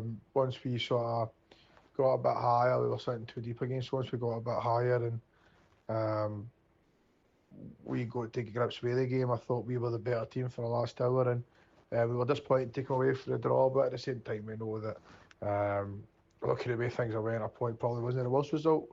But just on the balance of the game, I was disappointed we only got a draw. But I think Thorn would have been probably thinking the same. Really, it was a strange one for all the dominance they had at the first part of the game. But it's going to be an exciting one, I think, on Saturday. I think there'll definitely be goals, and it's.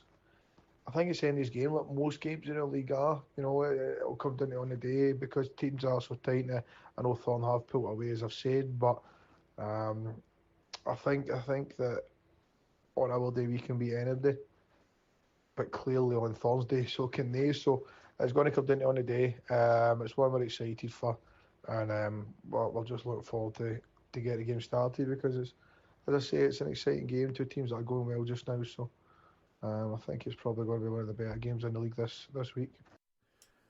Sean is saying it's going to be one of the better games in the league this week, and I think how interesting it started. That's them 1-0 up, and we've got another goal in that league.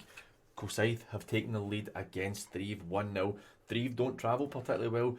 Calcite, great start to the game for them with a penalty. Cali Locals have taken the lead against Bells Hill. Cammy McNeil puts them ahead. A penalty as well, a lot of early penalties. 1-0 to Cali Locals against Beath. Goal in the Premier League, Sam Jameson puts Troon 1-0 up against Cumnock after that phenomenal, shocking result, I would say, 7-2 during the week against St Carrick's. We were talking about it in the group chat, and I think we were all pretty shocked when the scores were coming in, particularly after St Carrick's had beaten them 4-0 only 10 days before. But it's been an interesting start. We've got a goal again in the third division. Lugar 0, Dorai 1. It's been a pretty good start for Ardee today. We're talking about how important it can be for Ardee. As it stands, Ardee are still in fourth place with 33 points. Calcite third with 34. Lugar in fifth with 29. Thrieve sixth with 28. Fanart seventh 28. We've actually got Dorai, just looking at that, if it continues, they leapfrog everybody into fifth place. So Dorai are keeping themselves in it, and I think Chris Wilson's done a great job there. I really think he's done a very good job there. They're very underrated, aren't they?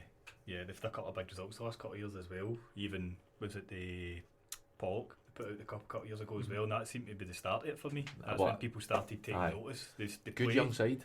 They play a kind of weird formation, but there's loads and loads of rotations. I remember that night we played the friendly for Craig Mark. I'm watching it and I'm going, what's going on? Like that, people are dropping, changing rotations everywhere, and it's really good to see at this level. We've got a big goal in the relegation battle in the Premier League. Michael Mullen puts Glenafton 1-0 up against Hurlford, so that's a really interesting one there. Hurlford, not the start they were looking for, but 10 minutes in, Glenafton take the lead.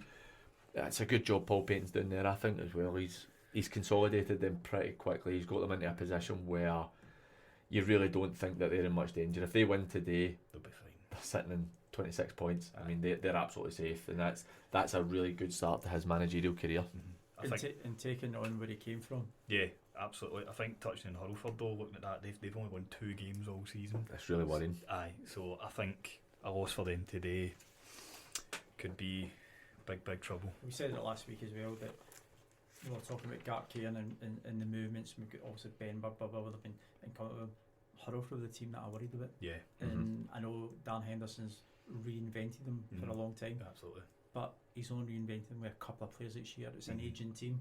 So yeah, unfortunately, I think, as I said at the start, I think the 3 incumbents at the bottom of the league will the team go down, and I think Hurlford will. I've said it for quite a while that Hurlford's age is the issue for me. I think so. I think them losing that goal against Cumnock as well the other night, late on, I don't think that's anything to do with age, but losing that goal late on has really put a lot of pressure. If they had won that, they'd have leapfrogged Gart Cairn, who obviously lost during the week, and it puts them get into this game in a bit of a we're ready to go, we're in a better place. Instead they lose the goal late on injury time, and you're thinking, where are we going to pick up more points? They need to be putting the pressures on the other teams around them, and it's just not coming off. I think they go back, even look at the Benbird game, we get a 2 each draw there as well, and they were ahead, they couldn't hold on to that. Obviously we're ahead during the week, couldn't hold on to that, so they seem to get into positions, and then as you said, maybe it is the age of the team, who knows, but they seem to kind of drop points for winning positions quite a lot. We have a goal in one of our featured fixtures in the first division. Cowannon have taken the lead. They are 1-0 up on Rob Roy. Now, not the start that Rob Roy be looking for, but exactly what Cowannon are looking for. Potentially putting them into top spot as it stands. At St Roch's are playing, so it's a draw just now. So they're in a position where they are really putting pressure on the teams above them. I'm actually making things up because St Roch's are playing in the cup against Darvel today. So they could potentially be top of the league. 100% potentially go top of the league. So just going back to Rob Roy, I thought the message that the manager put across was very, very simple but effective. Do you know that way? Just going back to it, I remember thinking at the time, I'm going, the position they're in, the last thing you want is all these convoluted, complicated messages going over to your players. It was just, listen, let's get back to doing the basics well, let's do things right. But they're up against it today against Cowannon, let's be fair. Cowannon are in a right good spot this season. They've surprised me a wee bit, I think, as well, to be honest with you. But I think they are in the driving seat at this moment in time in that league. I think so. We're going to talk about our final featured fixture, which again is the big one of the day. Knightswood against Port Glasgow, down at Park Lee, home game for Port Glasgow. They're looking for a bit of revenge. We're going to hear for the Knightswood manager. I've asked him how the squad are feeling, because this is a big one, and I know all this stuff is relative, because you're not saying it is Celtic Rangers going for a title. It's not the same pressures, but to the guys playing, this is the big thing. This is the biggest part of your year, and winning a trophy could be something you talk about for years and years to come. And Knightswood in particular, only second year in the level, trying to go and win this title. Port Glasgow, who have had quite a few bad years, and now Tam Jamieson's turning it around for them, and they're really looking positive. But I've asked Michael Pender, the Knightswood manager, how the squad are feeling for today's game. Yeah, we've had a great week of training. Boys are ready. 2 really good sessions. We've prepared really well. We've got a game plan that we've worked on, and if we can execute it, we're confident that we'll go down to Partley and come out of the game with what we deserve. It's been, as I say, it's been a really good week, and this is the kind of games that I get back involved with it for. It's another great education for the squad. So some of the more experienced boys will be passing on that knowledge to the younger boys. But what I'm saying to them is we're obviously doing something right if we're involved in these kind of games. So we're really looking forward to going down to Partley, playing on the park, and the challenge that Port Glasgow present. I think that we touched on the park, probably leveller's not the right word, no. But it's something that park, I mean, I played there for 3 seasons. It suited my game, as I was just a big daft runner. But that park allows you to play football. It's massive. It allows you to play. It allows you to, if your ball players get on it, they can really hurt teams. But the Port, for me, particularly with Dylan McLaughlin up front, you've got Sean Rogers as well, who's scoring a lot of goals. I think that the way that they press and harry and run could cause Knightswood some issues, and obviously Michael's saying that he's the squad's well prepared for it, and they'll be, that's what they'll be looking forward to all week, definitely, and it is such an important game for the teams and for the league in whole. I think just looking at it, it's one of these kind of fixtures, you don't need to get your players up for it. You really, you look at the top of the league table, what it would mean. It would also mean more for Port, as we spoke about earlier. If Knights would get that draw, if they pick up a point, it's kind of still bragging rights, as you were. We're still top of the league. Even if they lose, they're still top of the league, so it's not a disaster for Knightswood. But it is a big park. I've played in it a few times myself, and see even the conditions down there. Even in the sunniest of days, it seems to be like a 70 mile an hour gust. So something like that could actually play a part in it as well. The result today. It's got its own sort of wee. It does.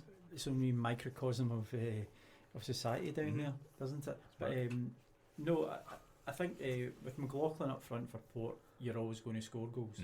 That's always a threat. But when you've got Strain and you've got Darren Miller and you've got people who are contributing for Knightswood around the park as well, as we said, this is not going to be hopefully not be a 0-0 board draw. And it was quite interesting to see what Michael to hear what Michael said there. He said, we'll go down there and we'll get the result that we deserve. He didn't say we're going down there to win. Now, I know he'll set his team up hopefully to win. I think a draw is a win for them, because as Scott said there, even if they get beat, they're still top of the league. So if they go down there and they retain their 4-point gap, then it's still all square. And that game's chopped off. They don't need to play again. Because that is your big fear of what happens if Port Glasgow win. Your Knightswood, you're looking over your shoulder big time, and they already will be in a sense, but you're looking right over your shoulder and thinking, this team are right on us. It's only a point. They've got 10 wins in the bounce. We've had a couple of games we've scraped by, like the Easterhouse game, the Saltcoats games have been scraped by, which Port Glasgow haven't been doing. I mean, they are banging form right now, and I think that is a big one. But like you said, if Knightswood don't lose, it's hard to see past them, to be honest with you. The thing for me is, they've not lost a game all season, so see if they were to lose, how do they react? Could that completely derail them? I wouldn't think so, considering they're 18 games in. Do you know what I mean? But how do you react to that? Because see, I don't care what Andy says, you're sitting 18 games in, you've not lost a game. There's something in the back of your mind going, can we go this full season without losing a game? I know. There is. Even but does that put added pressure on you as well? I think it depends how you look at it. Obviously, maybe not as a management team, but you're not telling me there's players in that squad not saying we could maybe go here, and if we were going, you know what I mean? So obviously it does come with added pressures as well, and you just keep ticking games off as they come. I don't think for a minute that when the manager's not in that dressing room, guys like Dan Miller, Strain, Liam Cougans are saying, do you know what we can do here? And before that, 5-10 minutes before the game, saying, we need to win, we need to win, we need to win. Now, they've once played 18, won 16, drawn 2, lost 0. You would take a draw over a loss. Oh, 100%. 100%. So that's the bit that Knightswood will be holding on to this year. Absolutely. We've got another penalty in the Kilsyth and Threave game. This time it's Threave and they make it 1-1. Mabel take the lead against Glencairn. Glencairn are so up and down. In that second division, we've got lots of goals coming in. Whitlett's 1, St Anthony's 0. Martin Montgomery will be looking for a good start to his time, but it's a really, really tough game for them to start. But I've asked Michael Pender about the fact that what we've touched on is, if they can get the win and go 7 points clear, how important will that be? So this is what Michael had to say about it. For us, Paul, it's not a must-win game, including today's game. There's 36 points still up for grabs. So for us, it's absolutely nowhere near over. We'll play Port, and then we'll play Royal Albert next week, and that'll take it to 20. And then we'll take stock of that and look at what's left for the last 10 games for us. It would obviously be great to win. It would give us a cushion. But regardless of what happens today, we know that going into March, we're going to be top of the league, and we'll know the challenge that awaits us over the last couple of months of the season. So for us, it's absolutely nowhere near over. But it would be great to win as always, as we do every game, and we'll set our game plan out to try and win. And if we don't, we'll take stock of that and we'll go again on Monday and start again. So he said at the end there, we'll go and set up like every game that we do, we try and win. I'm hearing a lot of if we don't lose, and I wonder, is there a bit of subconsciously maybe a wee bit of let's just not lose this game, because they know if they don't lose, they've dropped 4 points. Well, it'd be 6 points if they draw today in 19 games. They've only dropped 2 points against the Port in 2 games. If that's the case, it's unlikely that they're going to go and drop in 11 games 6-7 points, right? So they know that there's probably a good chance they'll win the league if they don't lose today. But I'm wondering, Port are in the mindset of we have to win. Yeah. There is no other option. We have to win. And Knights would have very much of the option of as long as we don't lose. And that's 2 entirely different mentalities. Completely. And it's huge. I spoke to Tam Jameson as well yesterday. I've asked Tam how confidence is, because like I touched on, that's 9 wins in a row. Going for 10 wins in the league in a row. Normally you're saying that is league winning form. Yep. So this is what Tam had to say on it. Yes, Paul. As you say, it's just off the back of 9 league straight wins. Boys are this week at training again. Have been phenomenal. It's been a good week. So the boys are going into every game just now with a lot of belief that we've all scored goals, will create chances. Also, we've kept a few clean sheets in the last few games as well, which gives the other side it gives us a wee bit of belief that we'll concede minimum goals as well. That's a big thing that he's saying there. Is I actually spoke to Alex McWaters yesterday. I happened to go to Gary Pettigrew and Chris Miller's gym down in Port Glasgow, because it's not too far from where I stay, and a few of the players go there, so I see them occasionally. I was speaking to Alex McWaters, and he was saying something we touched on. They've conceded 25 goals this season, but they're looking a bit more robust at the back. I think they're 3 or 4 games without losing a goal, so they feel a bit more confident. And Tam makes that point. They know they'll score goals. They know, well, that obviously there's a chance they won't, but everything about this season has told them they will score goals. Yeah. Now they know if they can defend properly, they've got a right good shout at winning the game. I don't know if it happened, but there was a thing a couple of weeks ago. I think we mentioned on here they were looking at a centre half from a Premier League team, and it didn't come off from what I've read and from what we've seen. But that's it. Tam sets his team up probably the way Tam played. Go forward, strike fast, strike hard. But it's defence where it's dropping out. I mean, you're playing against a team like Knightswood who can score just as much as you can. Then it's like being a heavyweight boxer, isn't it? One punch can win it. That's exactly it. Who can punch the hardest? And that's pretty much what we're coming down to today. It's like putting Anthony Joshua in with Deontay Wilder. Right, one hit can win it. Before we go into what Tam thinks about it being a must-win game, Threave have taken the lead against Kilsyth. I think if Threave can win this, they are in a position where minimum second spot. They're really, I know they don't travel particularly well, but this is a huge game. If Threave win this, they go into 31 points, which puts them, if Ardeer can maintain the win, puts them into 4th place.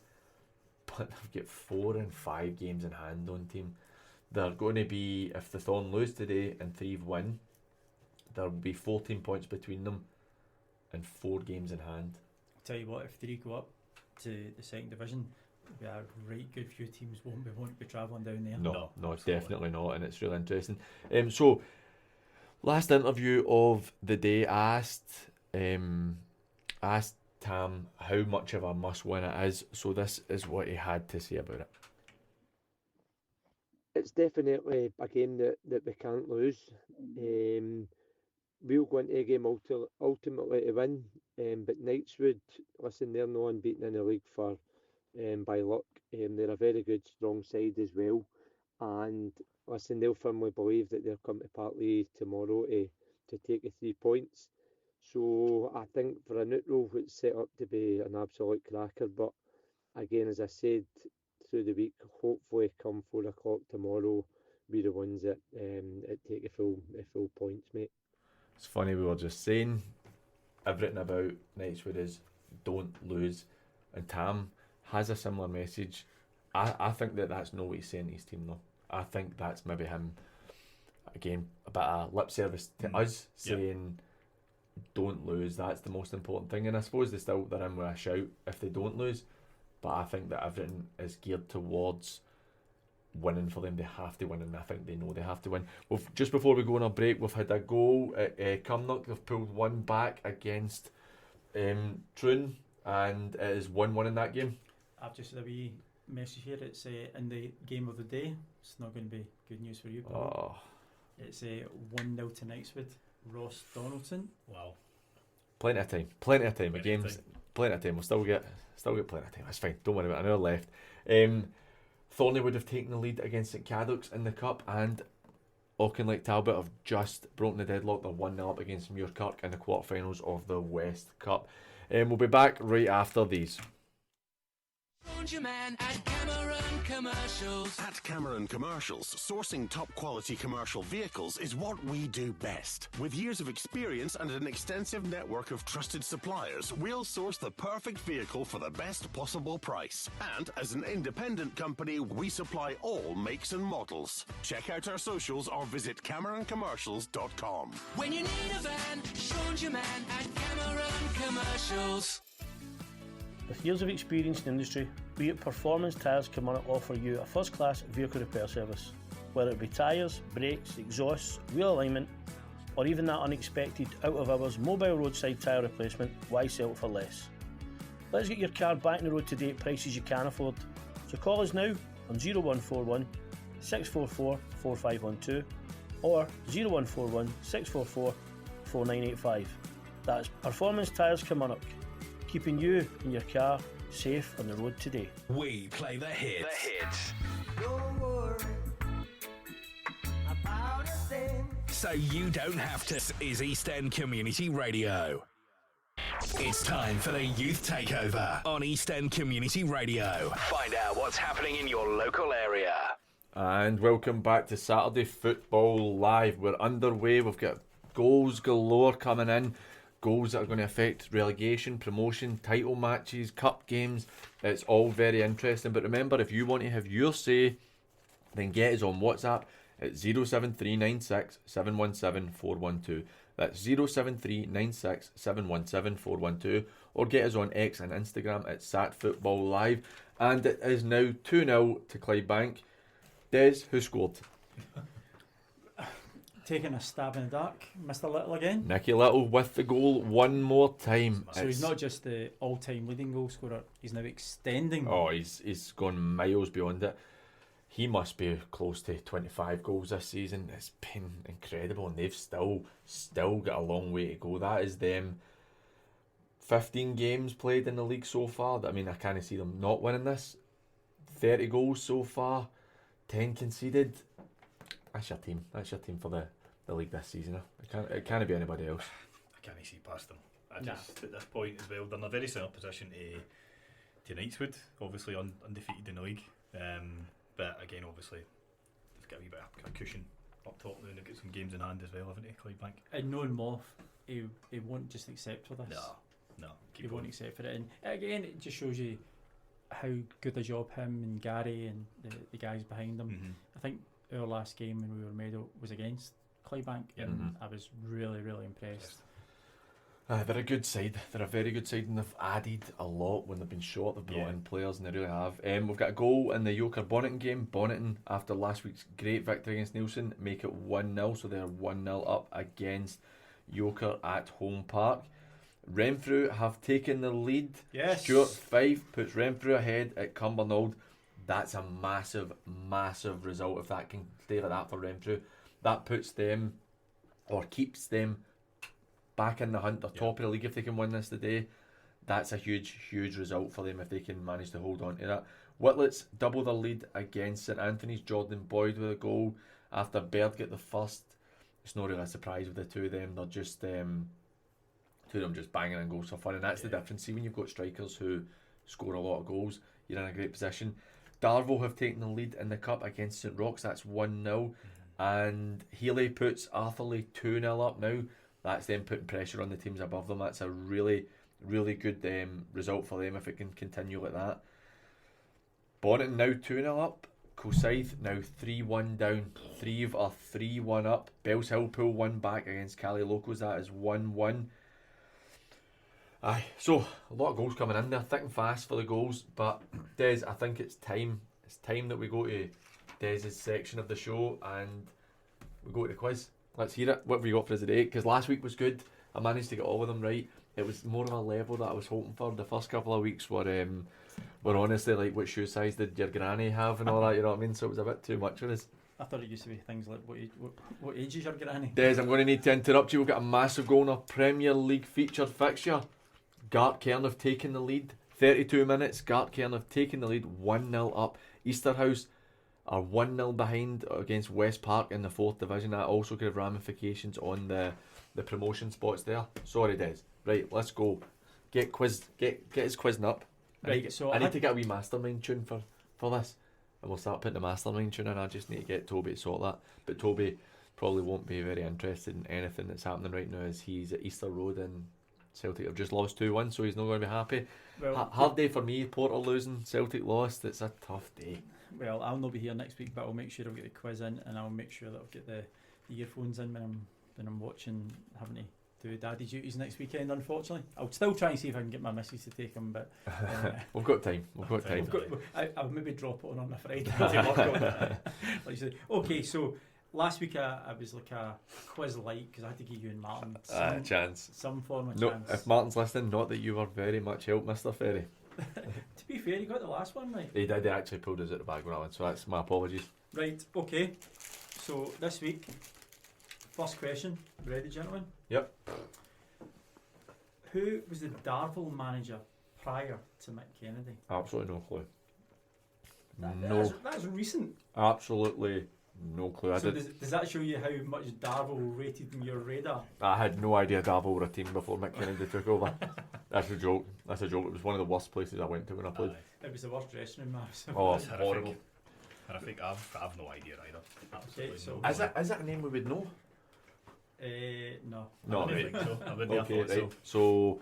So You could probably say Andy Roxburgh. I tell you what, we'll hold that, right? We'll hold it. If anybody wants to get in touch with us on WhatsApp, 07396 717 412, 07396 717 412, who was the Darvel manager before Mick Kennedy? Right, next question. Okay. Ian Kennedy is the manager of which club? St Roch's. Yes, correct. So again, I had to throw. I appreciate you. give us some. I appreciate you throwing that in for us there. Okay. Scotland's all-time leading cap player, Kenny Dalglish. Cumbernauld. Cumbernauld who? United. Correct. There you Right, go. so I'm not going down this rotten route now. I'm going to start piling it back up.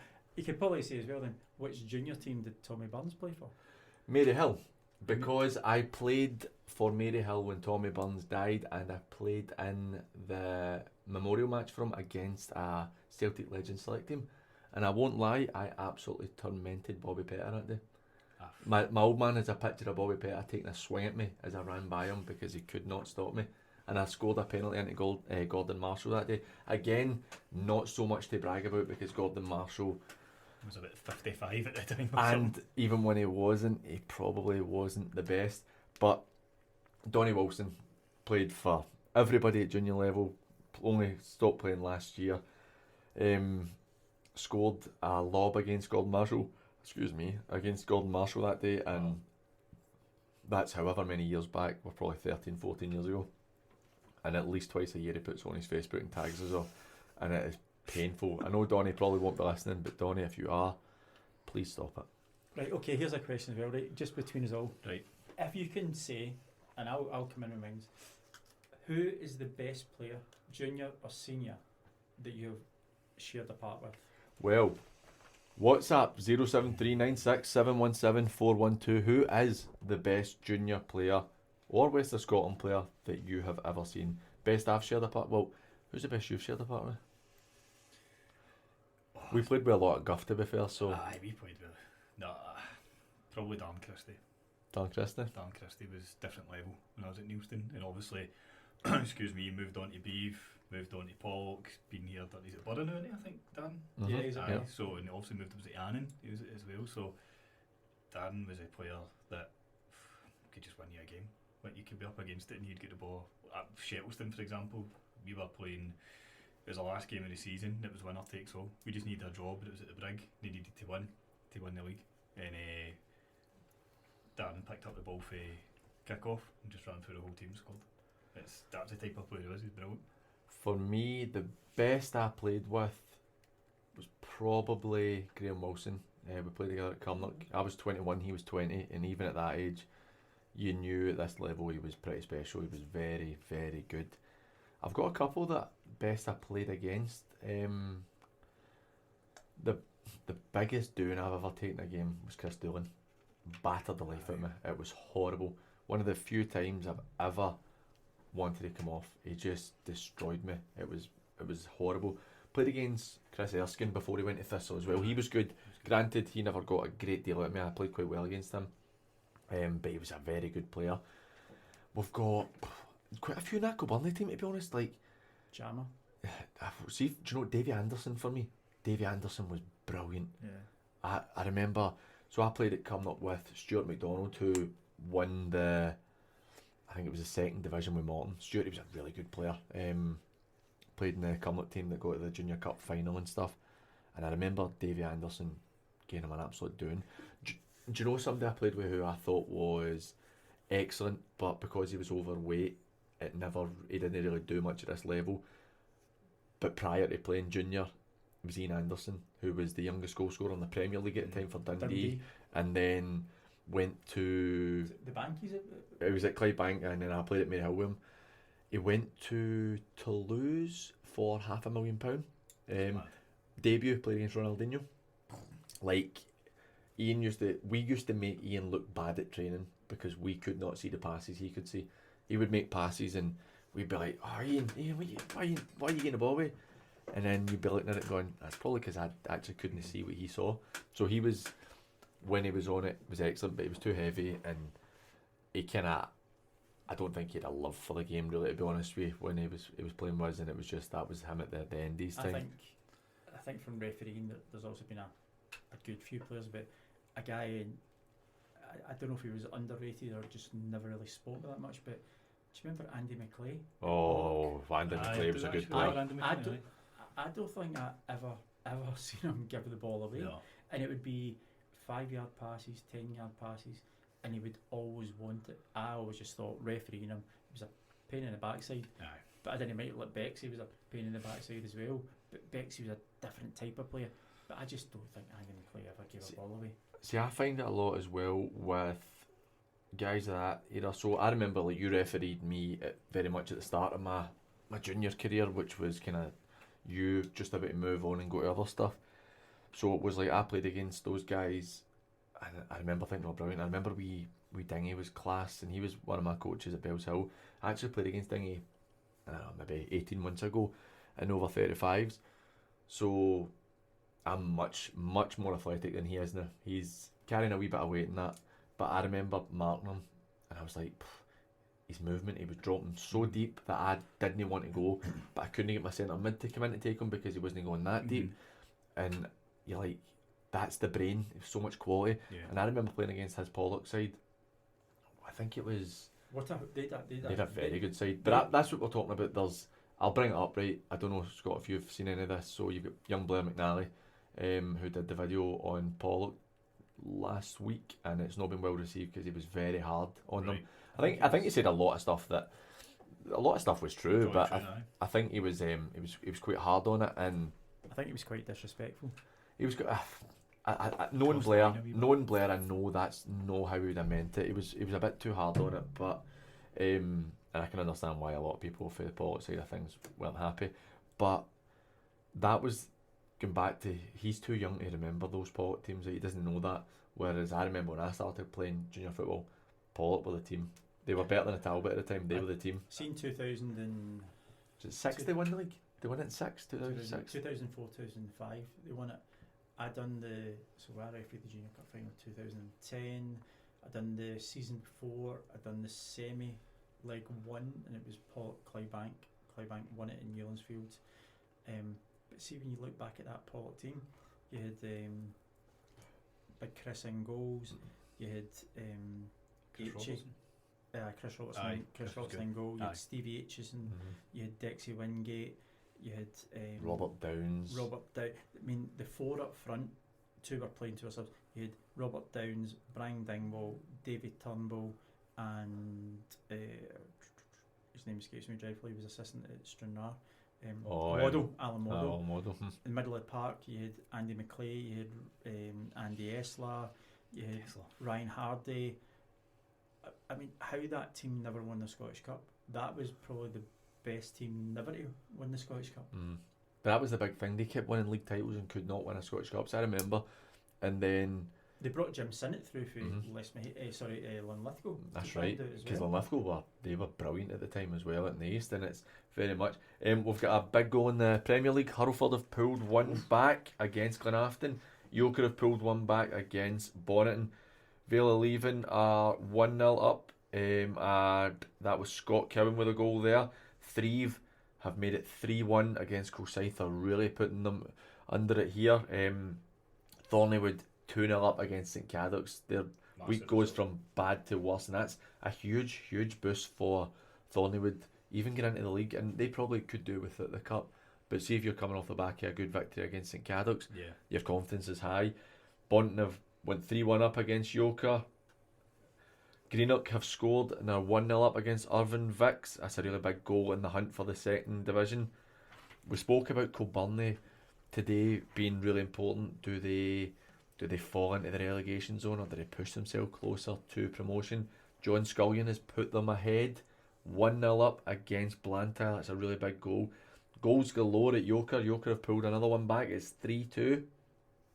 So we're getting lots of goals coming in. It's actually been quite an interesting one coming in today, because it's been lots. Half time at St Roch's, Darvel 1-0 up.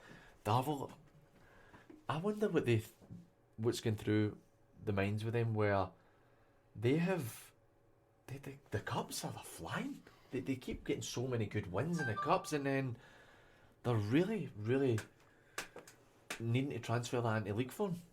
I think in terms of league form, they're more or less away. Aye. And I think they've probably just put all their eggs in one basket at that point and thought, do you know what, we might be away, but we can still have a successful season in the cups. Try and win something. Let's win something. Aye. And I think they're capable, to be honest. I think they're capable of going on and winning the West and things like that. So I think it's maybe just a matter of that, looking at the league, and we go, do you know what,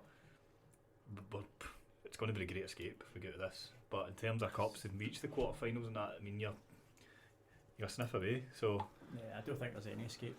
No, I don't think there's any escape. I'm still holding a bit hopeful. I still think that. You think so? I don't think they'll stay up, but I just feel like I'm holding a bit hopeful that they can actually do something and manage to keep themselves in. Let's be honest. Nobody wants to see many team relegated. No, but somebody has to be. We're trying to see if we can get Stevie Dugan at Newlands Fields. We'll give Stevie a wee call.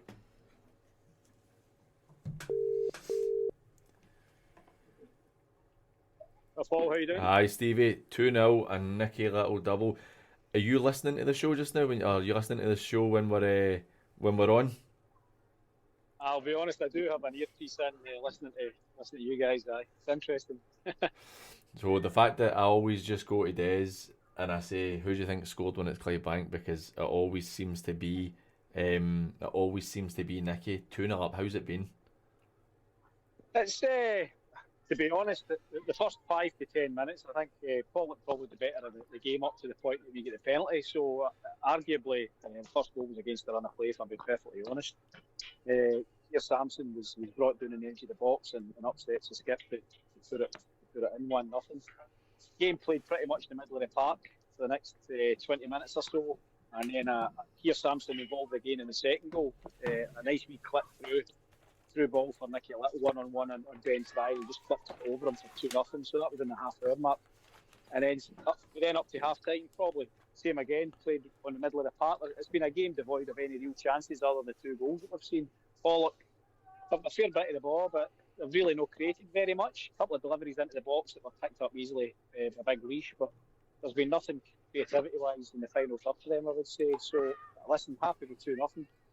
The bandwagon continues. That's Nicky Little now with 5 goals in the past 8 days. So that's quite something, I suppose. And 22 for the season. I heard you mention 20 or so, but 22 for the season. So it seems when Nicky scores, okay, decent record. It's incredible the numbers he keeps producing, and honestly, it's amazing. I think, and I know you being a Bankies man might want to be a bit less necking the line, but I think that Clydebank have won the league. Honestly, Johnson Borough are losing to Gartcairn as it stands. Troon are drawing with Cumnock. I think if results stay as it is, Clydebank have all but sealed the league for me today. It makes me nervous, Paul, to be honest. Listen, you know what it's like. You're not going to hear anything from their side say anything like that at this moment. You certainly don't hear it from Moff or any of the backroom team or the players. If I'm being honest, right, I think probably Johnson Borough are the biggest threat for me right now. When I look at the league table, games in hand and records at the moment, I think Johnson Borough, and that's a massive game next week at home park. The Bankies against the Borough, which and I'm away as well. So I haven't even see it.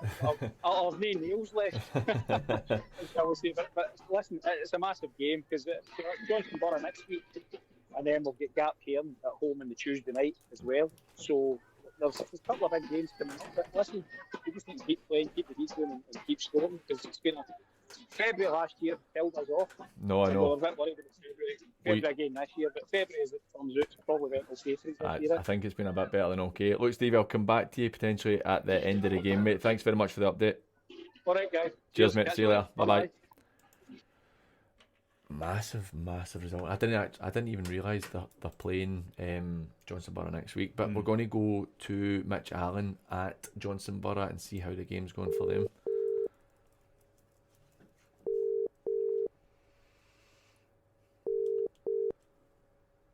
Hello. Hi, Mitch. How you doing? 1-0 to Gartcairn. How's the game been? It's been a game with very, very few chances. It's Borough have been putting most of the pressure on, but struggling to create anything. When Gartcairn get forward, it's mostly on the counter attack. That's how their goal came. Moving forward, it was put out to the right. Typical ex-Borough man, Jordan Moore, across the box for Robert Thompson to knock in at the near post. But yeah, game of few chances. I know you're saying that it's been most of the pressure has been coming from Johnson Borough. Does it look, I know you've said there's not much chance here, does it look like Johnson Borough will go and create chances, or is it just very much a game of possession and territory? At the moment, I think it's just territory. Johnson Borough, I think, do have the players to step it up. But I don't know. The pitch is very, very heavy after the weather we've had this week, and I think that is having an impact on the game. But nevertheless, I think I think Johnson Borough should be creating more. They've not created much. As I said, they're going forward, but just not creating anything. There's only been one shot on target from each side in the first half, so expect more. Hopefully we get a bit more in the second half. As it stands, Clydebank are 2-0 up against Pollock, and Johnson Borough really need the 3 points today. But look, Mitch, thank you very much for the update, and we'll come back to you at the end of the game if that's all right, mate. All right, brilliant. Thanks a lot, Paul. Cheers, mate. See you later. Bye-bye. So they're not creating a great amount of chances. That in itself should probably be a wee bit disconcerting for the Borough. But look, we're going to go to Gary at Rob Roy and see how the game is panning out there.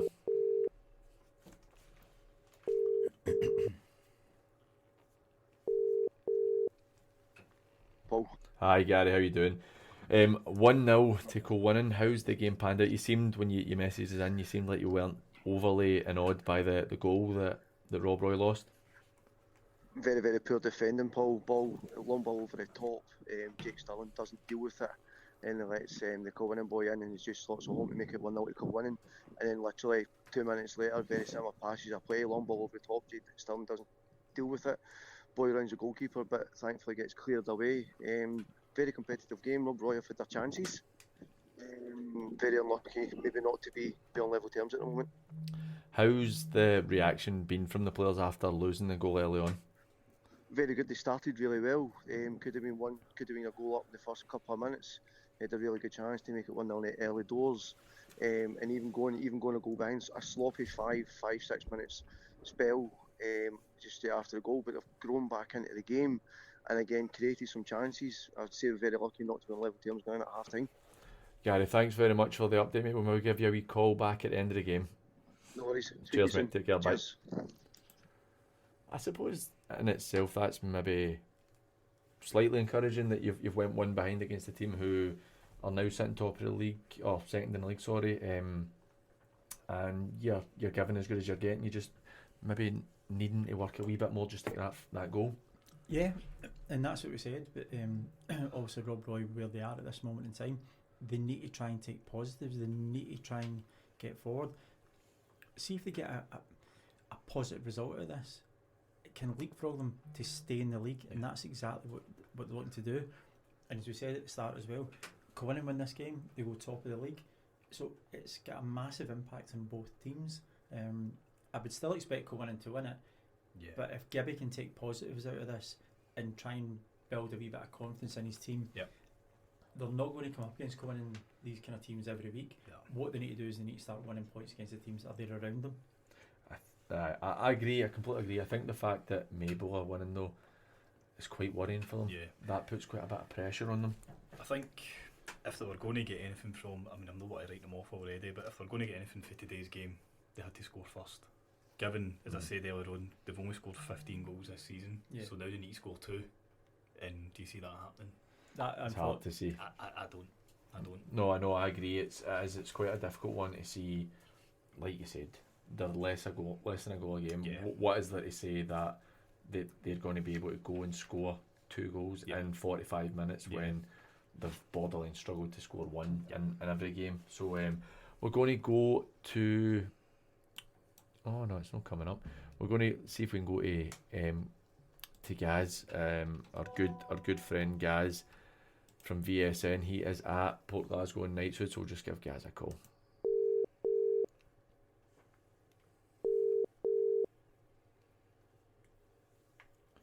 All right, Gary.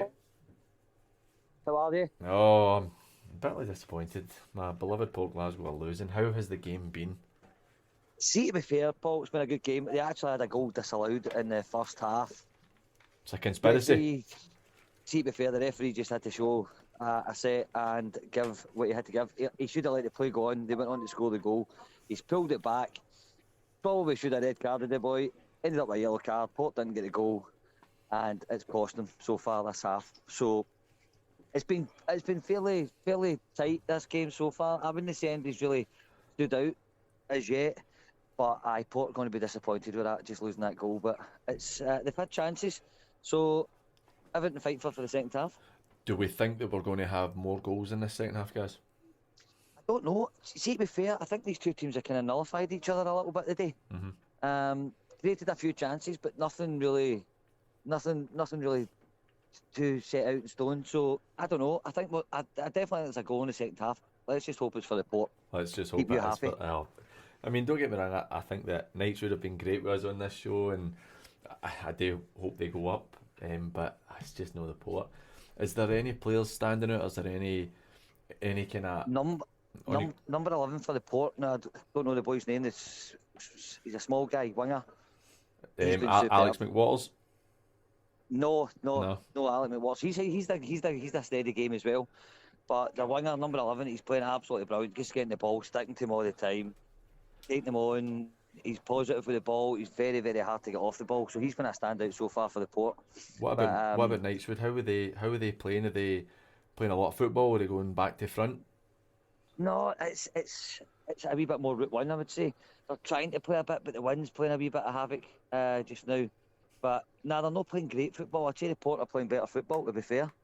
They're trying to get the ball down, get it into feet. So I think the Port have played slightly better football, but listen, Knightswood have got a 1-0 lead, so they're going to be happy getting into this second half. No, look, guys, thanks very much for the update. We'll come back to you at the end of the game, and remember, text me if there's any goals. Just text me right away. I know, we'll text you as soon as there's an update, Paul. Thanks, mate. Take care. I'll speak to you soon. All the best, boys. Right, thanks. Bye-bye.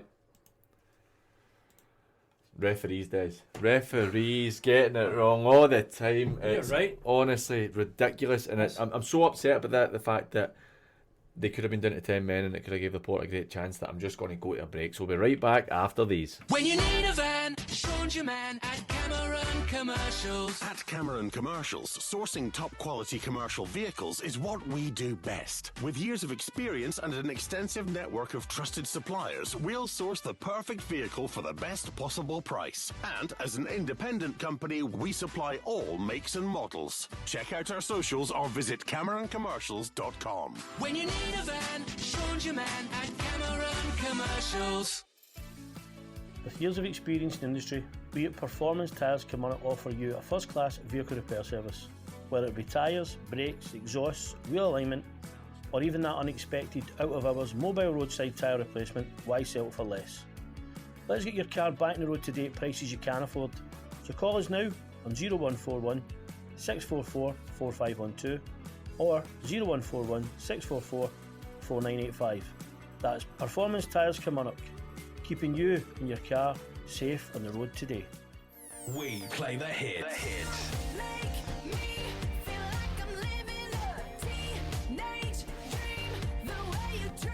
So you don't have to. This is East End Community Radio. It's time for the Youth Takeover on East End Community Radio. Find out what's happening in your local area. And welcome back to Saturday Football Live. We're just getting ourselves into the second half of our games of the day, and it's actually been quite an interesting day so far. But remember, if you want to get in touch with us, it's 07396 717 412. That's 07396 717 412. Send us a message on WhatsApp and we'll get back to you and answer any questions that you've got to ask. Or you can get us on X and Instagram at SatFootballLive. Do you know what? I'm going to actually ask this question. If anybody fancies answering, then we were literally just talking there. My wife sent me a picture. My son lost his first tooth about 15 minutes ago, and we were just talking about what do you get for your first tooth. Scott, what did you say that your sister-in-law did? I think he got a fiver for his first tooth. I couldn't believe it though. So see, for me, with my daughter, and we'll do the same with him, a tenner for the first tooth. I really hope that this isn't on in the house and he's hearing this, but a tenner for the first tooth and then £1 for everything after that. Des, you said that Sharon's maybe a bit pricey, is she? She's pricey and everything. I'm sure we were a tenner for the first tooth, and the tooth fairy gives £2 at a time now. Well, and the reason I know that is because she robbed me for £2 the other morning going to work. Gary Muirhead, who is top man helping us out with the Rob Roy game, just gave us an update there. Gary has messaged in £20 and laughing faces. So I don't know if he's at it. I don't know if he's at it, but I know that I need to go to the bank on the way up the road and lift some money for the wee fair of the night. But look, enough about that. That boy cost me too much money as it is already. Don't even go how much Wayne's cost. Oh, painful. My boy's away this weekend, as you know, away at a national training camp, and it's costing me money. We're the only country in the world that you get to represent your country and it costs you money. Exactly. That's do you know, every time I hear something like that, it makes me think of the South Challenge Cup, the biggest cup in the country in terms of numbers, maybe barring the Amateur Scottish Cup. The level, the amount of teams, it's so important, and you don't get any prize money. Mad. But talking about that as well, I believe the SGFA had productive meetings over the last week or two with Highland League and Lowland League to see about having a national tournament from Tier 6 down. Tier 5 down. So that could be quite interesting if it's something that could push forward. So everybody knows the Junior Cups prize money's pretty good. It's the best you'll get at our level. I believe they're trying to bring in the Highland League, the Lowland League, potentially the South of Scotland, and obviously the East and the West are already in the Junior Scottish Cup. I think that could be a great move for a cup competition. I think I understand it could be a bit of a pain. They probably, in my eyes, you'd probably need to regionalise it for the first few rounds, because you can't have BSC going to Turriff or something like that. You know what I mean? Too big a competition at that point. I think it's massive. The amount of teams you're going to bring in, it's big enough as it is. It would reignite a lot of interest again. Yeah. But as you both correctly said, you can't have teams travelling for Dufftown all the way to Threave going to Fort William, you know what I mean? It's just, it's no... But Aye. what will happen there is, again, is you'll probably see the teams with the bigger budgets getting straight through, again, going to the top. But it's something that we would also be Do very you interested in do you seed the competition?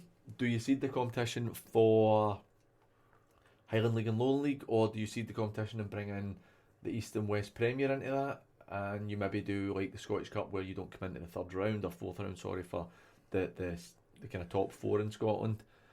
No, I would just play it. I don't agree with the top teams coming in after extra. It's a strange one, isn't it? It's a national. See a cup competition. Exactly. See if your name's in that competition. You can be drawn. I could play Scott. Scott could play. We could play anybody. That's the whole. I think it is a strange one when you look at the teams who are most likely to win it. You give them the best chance, and I understand that happens in everything. You've got seeding and stuff in tennis, but for talk's sake, I don't watch a great deal of tennis anymore because Murray's not playing. But you look at like Sinner or Alcaraz, right? They still have to play the first round. Absolutely. They might have a better chance with a lesser player, but they still have to play the first round. We've got another goal in the Forsyth and Threave game, another penalty, third penalty of the game. It goes to Threave, 4-1 to Threave. It's game done, but we have a massive, massive goal in the Thorn and Ardeer game. Ardeer are 2-0 up. Huge game there, huge goal in that game, 2-0 up. Really interesting in that second division just now. Just looking through some of the results coming in, 1-1 at half time with Hurlford, Glenafton. Still 1-0 obviously with Gartcairn, Johnson, Borough. We're just working our way through some games starting second half. We've got a goal in a late kick-off today. Eglinton are playing St Peter's half-2 kick-off. 16 minutes in, St Peter's take the lead. I think that St Peter's are... I think we'll see a wee improvement for St Peter's next season. I think they're sorting issues out behind the scenes. I bumped into Des when you phoned me earlier. I was talking to Jay Lunny, who played for me at St Peter's and at Craigmark. Cracking guy, good player at that level. He's saying that he thinks things are getting better, and I think that's the impression I'm getting, is that they look like they're a club who are trying to move in the right way. And I wonder if we'll maybe see a wee challenge for St Peter's next year in terms of promotion. They're sitting safe in the league at 9th. I don't see anything that's going to sort of No. take them out of that league. Obviously in the 4th division, but yeah, if they're getting things right off the pitch and putting a structure in place, then it can only be promising for the future. On the 1st division, it's heating up even more at the top of the table. Petershill have taken the lead against Ashfield. They are 1-0 up. That's also a 2:30 kick-off, so they are 1-0 up against Ashfield. That's Renfrew winning, Petershill winning, co-winning. The three of them, 4th, 5th and 6th, 3rd, 4th and 5th, all move into the top 3 spots. It's a very, very, very interesting league. I'm losing my will to speak sometimes. I'm honestly, I go and I'm reading too much, I'm talking. So once we go into the YouTube, people will see that I'm always on my phone, like I said. Greenock are 2-0 up. Frizzell and Cinnamon scored a lot of goals for them this season as well. He's been a really integral part to their promotion attempts. So they're 2-0 up. That's a really important one. And that second division, third division, sorry. In the third division, Greenock now moved to 39. The Thorn are on 45. 6 points in it. Greenock have a game in hand. Are they pulling them back in? Are Thorn going to win the league? I mean, we've basically written it off, but Threave could put a lot of pressure on them. Greenock are still putting pressure on them. What do we think? Is there a potential that Thorn won't win this league? I don't see them not winning the league. It's theirs to throw away. Ryan Cinnamon, he's played with Rangers first team. Mhm. He's been in the senior league. We had him. He came down training with us when we were at Coburnie. He's good friends with Alan Frizz and the boys who are down there. See if you get Frizz and you get Cinnamon in your team at that level, the guys should be outweighing a lot of the players in that league. So you should always have that opportunity and that chance. Thorn are probably having maybe, I know it's 2-0 just now. It's not to say the game's over. They're allowed an off day, right? They're allowed an off day. It would only be their second loss of the season. I still wouldn't write them off. No, I still think they're too strong. The Thorn, as you said, they've lost one game all season, and they've lost one game for a reason. Mhm. You know, they're consistent at what they do. is it much of a shock at Ardere sitting in fourth of taking points off form if it stays that way? Yes and no. But given Ardere such a good run, you'd be surprised if they weren't in a position to take points off them, to be honest with you. So I still think Thorn are too strong in terms of, I mean, they beat Greenock a couple weeks ago, wasn't it? Was it 5-1, so it was convincing. So I think when they really need to turn it on, they will. I still think Thorn will win the league, and I think they'll be comfortable in doing so as well. Petershill have doubled their lead. They're 2-0 up against Ashfield. It's not looking a great day for Ashfield, but a very good start to that game for Petershill. The goals just keep coming at home park. Yoker 3, Bonneton 3. Yoker are doing a great job of pulling it back there. Yep, Robbie Young with the first goal for Petershill and Morgan with the second. I think Petershill have kind of surprised me a wee bit. I thought they were gone, to be honest with you, and they've really pulled themselves back into it. And it's quite interesting to see go winning, Petershill winning, Renfrew winning. It's really such a tight league. I think we had to win that. Renfrew. I think Renfrew had to win after the game last week when it was obviously quite topsy-turvy up at Thornywood. They'd taken the lead, Renfrew get right back into it, and then go and lose the goal straight again. It's been, I think Martin said to us last week, he'd watched them the previous few weeks, and maybe just things hadn't been going the way that Jimmy would like. So I think this is a big week for Renfrew. Yeah, they've been a wee bit up and down recently. Renfrew after quite a strong period, but going on to Petershill, Petershill are always in this position for me. Let's see, every season for the last 4 or 5 years, it's like Jekyll and Hyde. They'll go for a couple of days. Is it a bit like Lanark? Like Lanark, I think. But they seem to go on a run of results, and then they throw in a crazy result for somewhere, and you're like, where did that come from? And then they'll start picking up. But even last year, they were sitting in this position as well, and ultimately they didn't go up. And they end up with they've lost, what's that, six games. So it's not any worse off than who's round about them, but they always seem to be in a position where at the end of the season they've lost maybe 8-9 games, but they're sitting fourth. Just the nearly boys again for the last 4 or 5 years. I think they really should be looking at, we've been sitting here too long. I agree. It's time they took the next step, I think. I agree. And we've got a big goal in the Premier League. Troon have retaken the lead against Cumnock. That is 2-1 to Troon. They're still trying to keep a wee bit of pressure on Clydebank at the top of the league. Cumnock, though, looking at it, Cumnock, yeah, they're getting brought into it. I mean, Gartcairn have now leapfrogged Cumnock. Granted, Cumnock have 3 games in hand, but when you've only won 4 games out of 16 potentially, there's absolutely no guarantees you're going to win any of the games. No. When that's you're winning a quarter of your games, even if that's the case, and you continue that type of form, 3 games in hand, you might win one. Well, look at the ratio. If you're only winning a quarter of games, so you're only going to win 0.75 out of those 3. So potentially you can get 3 points at max. Now I know that's us talking statistically.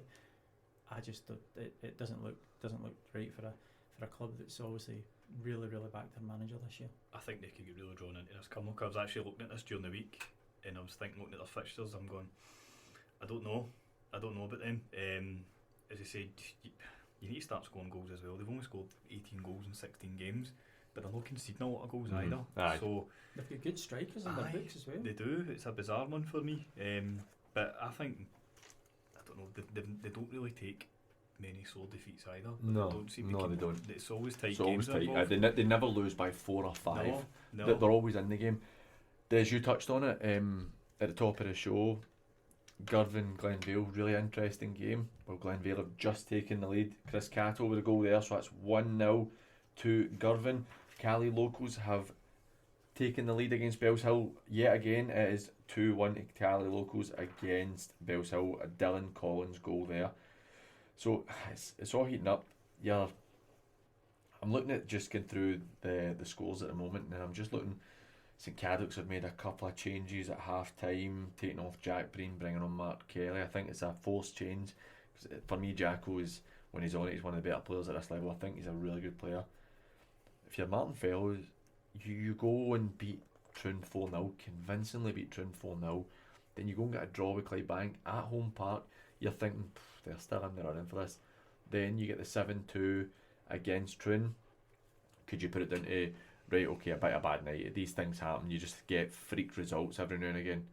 But they're 2-0 down against the Thornywood, sorry. That's quite worrying for them. I think 7-2 is more than a freak result. You know, it's especially at this level, the Premier League being as competitive as it is, to get beat 7-2 from a team who is a point behind you now in the league is a right sore one. So it sends a don't kind of message that it sends. But then obviously 2 down today for Thorneywood. Thorneywood, I think, are in a good season. Yep, very good season. Very good season. But that's, I think, in current form, it's a game you look at and think, Thorneywood might take something for that. But on paper, you don't expect it. No, shouldn't happen. Talbot have doubled the lead against Muirkirk, so it's looking difficult to see Muirkirk getting it in there. Glenvale have just doubled the lead, 2-0 against Girvan. 3 minutes between the 2 goals. That's a great result for Lewis McKim. Poor for Deany, be really looking for a game that he could have gone and won there. Good news, Des. Dominic Innes puts Renfrew 2-0 ahead. Are we going to see Renfrew getting back to winning ways and just keeping themselves in that hunt? Your game of one of the games of the day for you, Largs Drumchapel, it's still 0-0 second half, only a few minutes in. Quite an interesting one. Kilsyth have pulled a goal back, 4-2. Kilsyth against Thrieve. They're just, I don't know if they've got enough to go and get 3 goals in the second half. In that division, Dorai have doubled the lead. A really impressive result for me if that can stay that way, particularly down at Lugar, because it's neither of the teams play on a particularly good surface, but I think that could be a good one. Glenvale have got a third. 10 minutes, 3 goals. That is quite bad for Girvan, but it could be worse. It could be St Cadoc's 3-0 to Thorneywood. 3-0 to Thorneywood. That's a great result for Adam Coakley and his team, but what's going on? I mean, I know we've literally just spoke about it there, but 3-0. We spoke to Martin Fellows last week, straight after the game against Clydebank, and he was really positive about the result, and he thought that potentially they were the better team and they were the ones that should have won the match. And he did say we'll get the boys in, have a light session. He will make changes, but positive changes. You don't see them going getting battered for that on Wednesday night. Is this a hangover from it? I'm not entirely sure. They're playing at home, Thorneywood are away. I think this is a major upset. Yeah, it's a massive shock cup result. You get them, but don't you? I know, but I think you do get them. And it's probably if if St Cadoc's had won during the week and they're keeping a lot of pressure on at top of the table, you're thinking this is maybe a wee blessing that they're going to be out of the cup and they can solely focus on the league. The league looks like it's gone for them, and they're at the cup, a cup which they'd have been looking to go and win. Yeah, and that is quite concerning for them. Again, what do we say about Darvel? The league's gone for 100%. Darvel, but if they win a cup, it shows there's some form of success in the league. I think everybody's pretty much accepting that Clydebank it's their league to lose. Yeah. So everybody else is now playing for silverware in other competitions. If St Cadoc's were to get a top 3 finish though, but now they're sitting in third. If they get a top 3 finish and they win a cup, it's pretty successful. It'd be a really good season. 100%. Considering they lost the first 4 games or 3 games as well, you're like, it's very. They're a strange team for me. I don't know how to take them because, like, I think that Fez is a really good manager, a really good coach, knows his stuff. He talks about the game so well.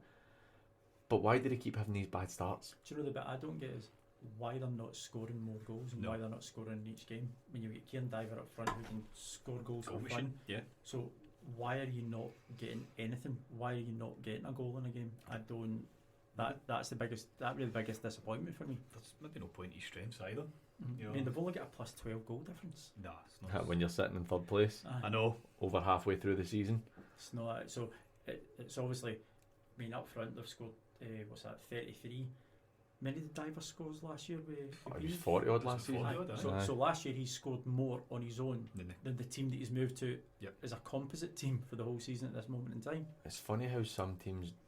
I'm not saying that St Cadoc's don't suit him. I've not seen them play with him playing, but it's funny how you can go from that to. I mean, all the talk was that Kieran was going to go full time. He decided, for what I hear, he decided not to because he wanted to finish his last year's apprenticeship, which is obviously quite a clever thing to do for him. But do teams come back to you? I mean, if you've scored 8-9 goals this season, do teams go, oh, actually, maybe last year was a freak. Do we come back to him and try and try and bring him in. If I mean, he's only scored 9 goals this season. So that's nine goals. 13 all in. Scored 9 in the league and 4 in the Strathclyde Cup. But you're talking about last season, obviously, he scored 31 league goals. Do you know, he went from that to 9. That's I know. something It's strange. Did, It is strange. Did Beath set up to play to his strengths? That's what I'm thinking. Well, you look at Beath had Fowler before him, who scored a barrel load of goals as well, got his move abroad, and by all accounts, he's doing pretty well. But maybe Beath were just set up to get strikers' goals. Like you look at. I mean, what's Callum Graham scored this year? He's probably sitting about 7, 8. And he had that wee spell where he scored 4 or 5 within a 4 or 5 game period. Bounce, yeah. But then you look at Nicky Little, 22 for the season. Is it a coincidence that Clydebank are where they are when you've got a guy that's got 22 goals for you and it's only halfway through the season? Really, I don't think that it is coincidence, and it's an interesting one because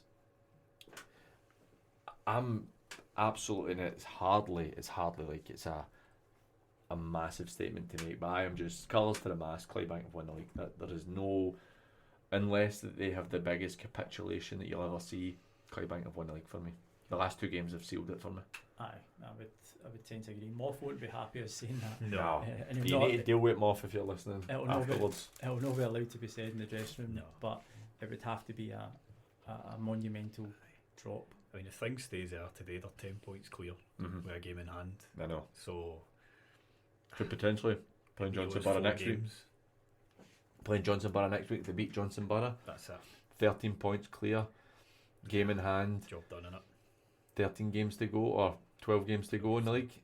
I mean, you need them to lose 5 or 6 games and hope that everybody else in Borough and St Caddo's, for example, and Troon go on a crazy run. And they've not lost any games. Exactly. The thing is, they can afford to lose. Like, cause I'm putting it down as the game's won today, right? They're 2-0 up against Pollock, who are obviously in a really tight spot just now with injuries and whatnot. But you're saying that's won today, right? Which we assume it will be. You've got 14 games left. They could potentially look at, out of the 14 games, dropping points in 5, 6 games and still winning the league. I mean, when you've only got a team who've dropped 6 points out of 16 games, I don't see it. It's so difficult to see. But then, conversely though, you look at the bottom half of the league. Cumnock are struggling. Benburb have been pulled right back into it. Gartcairn, granted, if they can win today, then it's a really good win for them. But they're struggling. Hurlford, drawing just now, really struggling. Shots picked up a wee bit, but still really struggling. Darvel, really struggling. You could be looking at any of the bottom 6 to go down. I think Pollock are safe. I think they've done enough as it stands. That they'll probably have enough in the bank. But even at that, another couple of games and them and Lard start getting pulled into, you know what I mean? It's crazy. Pollock have got a couple of games in hand as well, and the teams below them. So I really do think it's 11th downwards. You're looking at Cumnock, Benburb, Gartcairn. Yeah, I think Pollock will be safe. Yeah, I think so. We've got another goal at Ashfield. Petershill are now 3-0 up. That looks like that game's put to bed. It's half time there, 3-0. Stephen Graham with a goal there. We talk about it, we're touching on Petershill, Scott. They've got guys we've spoken about previously, like Cassels. Robbie Young's a good striker. I think in the first division he's a top striker. I don't think he's a top striker in the Premier League, but I think in the first division he's a top striker. And you've got guys like Stephen Graham who can chip in with goals as well. I think that if they could hold it at the back, they're definitely in a position where they could go and get themselves promoted this year. But again, it's like you said, they are the nearly men. I've just seen it so many times over the last 5 years. I keep looking at it and going, right, they're going to push it, and then they don't. It just doesn't happen. It's bizarre. I just feel like they're stuck at the same point they've been at the last couple of years, and I think I don't know. As I said, every time we played against them last year with Neilston, and we got a 2-0 up there when we were bottom of the league, well, second bottom of the league at the time. Where did that come from? They were top of the league at the time, 2-0, and then so that's that crazy result. I feel like it gets thrown in out of nowhere, and then they went on a wee run. And then they started losing a couple, and I just thought seems to be just the rhythm they get into every season. It seems like that. It's like, do they want to go up? Is there something like that? Taylor scores again. Arthurley are now 3-0 up. 3-0 to Arthurley.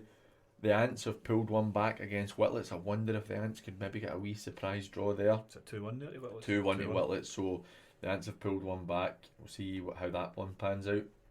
It was Jack McMurray with a goal there with 27 of the 90 left, so that's quite encouraging for Monty in his first game. And I think even if they lose that, then it's not the worst of starts, and it maybe gives you a bit of confidence. Do you know what, I'm going to talk about what we spoke about during the week with the Ants, and I like to put it out to our listeners to see just what you think about it as well. Get us on WhatsApp at 07396 717 412. That's 07396 717 412. We're still waiting for somebody to tell us who the Darvel manager was before Mick Kennedy, but we spoke about this during the week and we kind of had different opinions on it. So we believe that Martin Montgomery has taken the Ants, left Benburb under 20s where he did pretty well, and Monty has the team doing a bleep test and taking body fat for the players during the week in his first session, where I'm very much of the opinion that it's not a big deal. I think that he wants to know where the players are and it's something they can gauge on. I also think that the Ants have been really poor this season, and I don't think that by extra fitness will hurt them, because they're not winning games anyway. They've lost 12 out of 18. We're looking at 13 out of 19 today potentially. I don't think it's the end of the world if they're getting that level of fitness working. It's also standards for me taking the body fat measurements where you say, look guys, we're not really willing to accept being at this level if you're overweight. And I've spoken about this before, I think there's too many players at this level, even talented ones, who probably don't look after themselves well enough. Granted, the Ants don't pay, but Scott, you would have a different opinion from myself on it. I think it's a difficult one. Like, I don't see anything wrong with what he's doing, right? And we need to be careful here. We're not being critical of anybody or whatever. But for me, on a personal level, it's just not what I would do going in the first night. And I think that's got the potential to upset a few players. But again, that comes down to your attitude as well. You're in a position in the league, you'll do anything, I think, at this point. And I think he's also come in, as you said, try to set the standards. We're going to be professional about things. This is how it's going to be going forward. But I don't know. For me, I feel there is a place for it, but I think that's more of, as I spoke with Des, more of a pre-season tool, and you can measure that as it goes forward. I think at the position they're in, I mean, listen, they're still in a position to be safe. They're 3 points behind Canby. But for me, I think that's the wrong focus at the moment. I think You think you maybe get some backs up in the first night when you go in hard instead of maybe leaving that a week or so? It could be, as I said, but it depends what kind of. I don't know anything about the squad of the players that are there, the boys. I don't know much about them, but it depends what kind of squad they are and what the mindset is. But for me, that's the wrong focus. I think the focus should be on how we're going to win games, not about let's see how far you can go in a beat test after 18 games into a season. I think there's more to it than just fitness at the Ants, as there is with other clubs down the bottom end of the table. I think it's not just about your fitness. Obviously, it gives you a wee extra 5%. But do you know, Scott? Sorry to interrupt. I will actually, since it's relevant to my time at the Ants, right? I will contradict myself a touch here. When I was at the Ants, we got relegated, and I think everybody that knows Cotter knows that he is very, very old school. Cotter's very much, he's very much blood and guts type stuff, and that's fair enough. But for me, we had it at the Ants.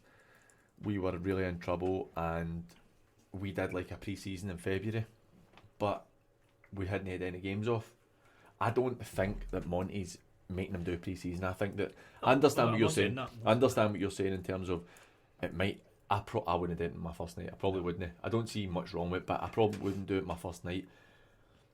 But at my time at the Ants, we get battered, and I remember saying to Cotter, we're not losing games because we're not fit. We're losing games because we're not very good. We're not good enough. We need to work on things, and Cotter was of the old school opinion that the fitter you are, the better is, and I agree with that. I think that everybody should be fit. My issue as well at times was I was very much willing to go and look after myself off the park when a lot of boys wanted. Des, you just showed us something there. If you want to touch on that for your time at Kilburn. Yeah, so obviously my background being an athlete and being fitness and PE teacher, when we went into Kilburn and went into Every Meadow, we know that we've only got the guys two nights a week. So what we emphasised is what you're doing away from the ground. Mm-hmm. So I came up with a training programme that we gave to every single player, and they also had our numbers we emphasise that our week focuses around the Saturday, and I hate all this match day -1 and match day +1 +2 rubbish. Guys have got jobs, okay? So what you should be doing away from the ground, whether you're training Tuesday, Thursday, Monday, Wednesday, because that's when the vast majority of club training. Sunday is a recovery day, so I would not accept and not expect and not accept a player not to do anything. Now, even if that's going out a cycle, going for a swim, a walk, taking the dog a walk, exactly, go and do something, because you've still got that fatigue in your legs. Flush the lactic acid out, get yourself a wee bit more well, because you go and wake up on a Monday morning and you've still got 2 days of stiff and sore. If you're training on a Tuesday, I would have a Monday night as a pretty good blowout. Go and get the heart and lungs going, go and open it up, and I would give them an interval session to do. I know people used to do 5Ks for fun. 5Ks don't really have a... It's a good base level fitness, but that's all it really is for football players. That's all it's doing, is building the bottom pyramid promotions, is building the bottom of the pyramid. Okay, what you're doing is you're working towards the top of the pyramid. Tuesday night, we would have a really high intensity training session. Wednesday, okay, have a day off. Thursday, in training, game specific, short, sharp. Friday, the day before a game, the worst thing you can do the day before a game is take the day off, because if you haven't trained for 2 days, just like the other side, after a game on a Friday, I would have the guys going for a short jog, 10-15 minutes, get the running tights on, get a rain jacket on, get a wee sweat up, have a couple of 5, 8, 10, 100-yard sprints, a stretch, so you're ready to go. These are the extra 1%, 10%, 20% that you need to be doing to be looking after yourself. That is that's a professionalism, and particularly if you're taking money from a club. What I don't agree with is the new manager coming in and giving them a fitness test, because half of the players won't be there next year anyway. And what does the fitness test do? Are you going to shame somebody halfway through a season? Are you going to put people off? If it was me, you can see with your own eyes where people are and how fit they are. You can see what they're doing over 90 minutes. Is Paul Gordon competitive for 90 minutes? Is he dropping off after 60? Do I have to substitute? All that data is there for you to see, looking at the team and looking where they are. What I think a bleep test and a fitness test is, that's your first day at pre-season, and then it's every 8 to 10 weeks thereafter, and I can then profile you going through the year and say, well, wait a minute, you were 14.1 on the 14th of August, now we're in October, why are you hitting 13.6? What are you doing? There's something there. At this moment in time, I understand he's maybe wanting to make an impression and saying these are my standards. I think there's a time and place, and I just don't think that's the time and place for it. I think it's difficult because obviously it's well documented, the ads don't pay. So as you said, how do you have that conversation if you are documenting body fat and things and say, well, this isn't right, that isn't right? It depends on the attitude of the boys, but you know what it's like nowadays with young players. It's difficult to engage them as it was maybe 5-10 years ago. Who's to say you're not going to get that pushback? Like, well, I don't get paid here, so what am I doing body fat tests? I think we need to be careful, and I think there's a place for it, but maybe no in the third division. I know it's hard, to be honest, because I'm kind of foot in both camps here, where I do agree with you, where it's know what I would do, knowing the first night. And I probably, bleep test was never something I used that much in my time coaching either.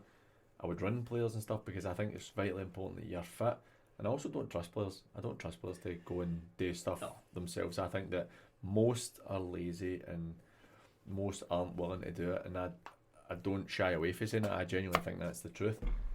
But I think that if it's just about standards, then maybe it's a wee kick up the backside, and I'm not saying that would have zero fitness difference on this game today, right? But see if they go and get themselves a draw against Whitlets, and you think, well, that shows a wee bit of something. Maybe the psychology's worked. But we're going to go to a quick break. But before we do, we've got a really, really big goal in the Premier League. Hurlford have taken the lead. They are 2-1 up. Hurlford are 2-1 up. So that's a really massive goal. 22 minutes remaining to play. Hurlford are 2-1 up. And Cumnock have just pulled one back. Dylan Dykes makes it 2-2 against Troon. The team that don't score have scored 2. We've finally got a goal at Nielsen. Finally, Del McNabb breaks the deadlock 1-0. I'm surprised it's taken so long. but that is 1-0 to Nielsen against Craig Mark, which I'm surprised it's gone that long. But we'll take a quick break and we'll be right back after these. Sean's your man at Cameron Commercials. At Cameron Commercials, sourcing top quality commercial vehicles is what we do best. With years of experience and an extensive network of trusted suppliers, we'll source the perfect vehicle for the best possible price. And as an independent company, we supply all makes and models. Check out our socials or visit CameronCommercials.com. When you need a van, Sean's your man at Cameron Commercials.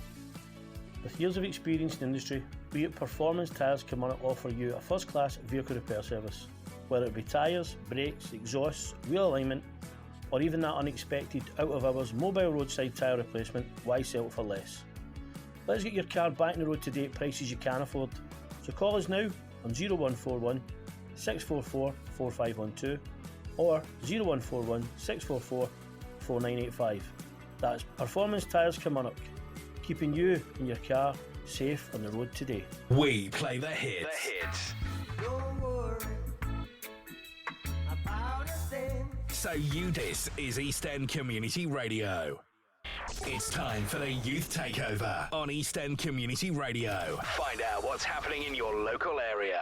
And welcome back to Saturday Football Live. Remember, get us on 07396 717 412. That's 07396 717 412. Or get us on X and Instagram at SatFootballLive.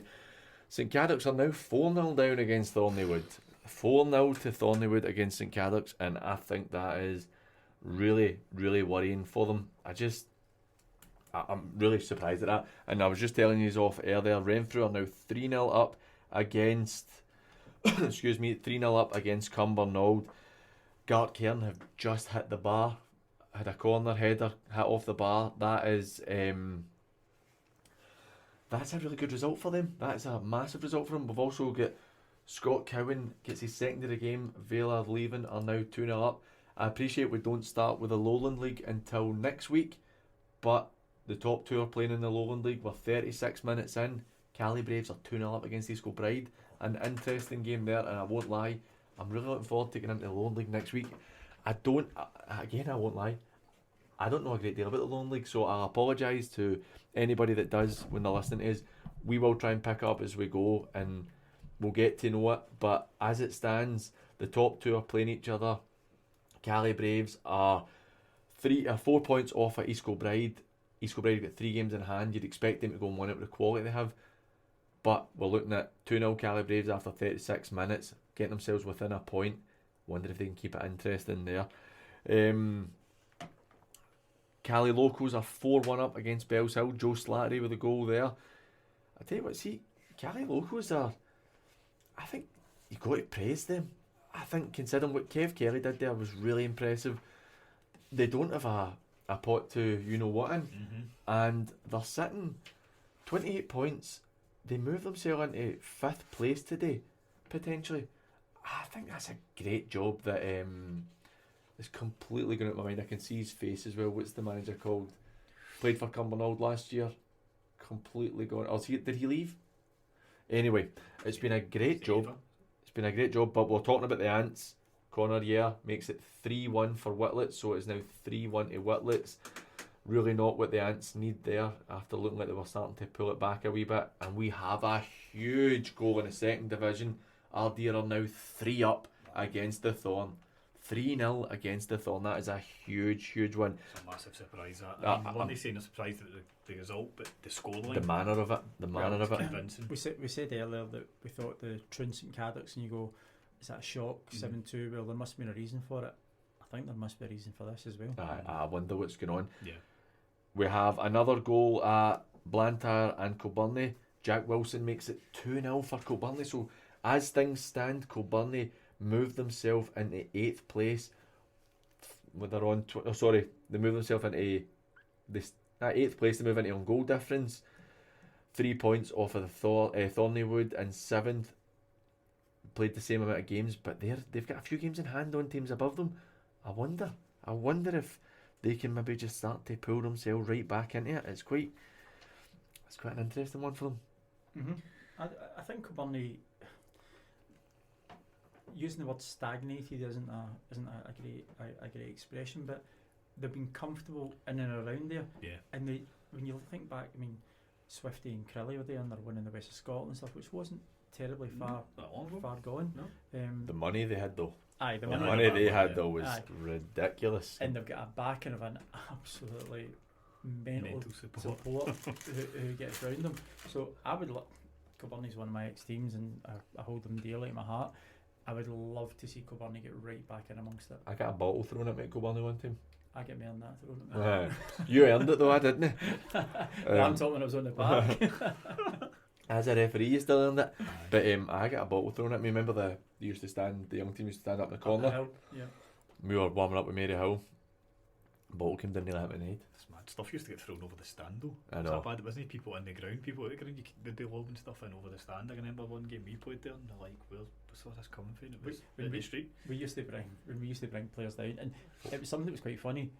When we signed players there, Danny Bamford, Brendan Sharp, all these kind of guys, apparently like, in previous management used to meet them elsewhere, meet them and toss the coffee.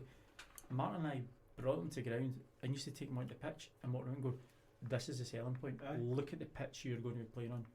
Look what you've got. And the first thing we said to any player was, see if you score a goal, do not come running to this dugout. Go that way. Go to that shed and go and celebrate in front of them because they will make you heroes. We've got a bit of bad news in the Eglinton St Peters game. The game's been abandoned due to a bad head injury to the St Peters goalkeeper. So hopefully that's no too serious and hopefully it's just a precaution. We don't want to see anybody getting hurt, but fingers crossed that he's going to be alright. Looking at Kilbirnie, I remember going down, myself and Dak a couple of seasons ago went down when Dan Malloy was manager and they started to have the wee resurgence. That was just after us. Yep, and they did a wee bit of resurgence and they were playing Beath.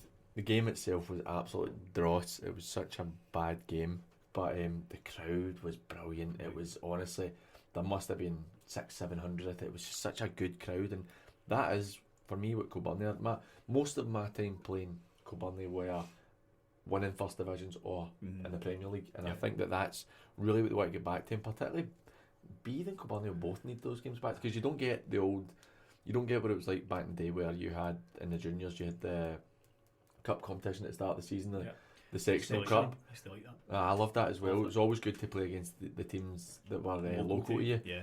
So you don't have that anymore. So that derby's gone. We might not see a Kilbirnie Beath derby for quite some time, and that's a shame. It is a shame because it's such a big derby at our level. It's in the West. I'd say it's the second biggest derby. And do you know what? See the committee at Kilbirnie.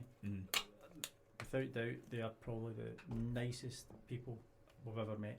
Gordon Ronnie does an absolute power of work for them. Does he? As secretary, the president, Big Ian McDonald.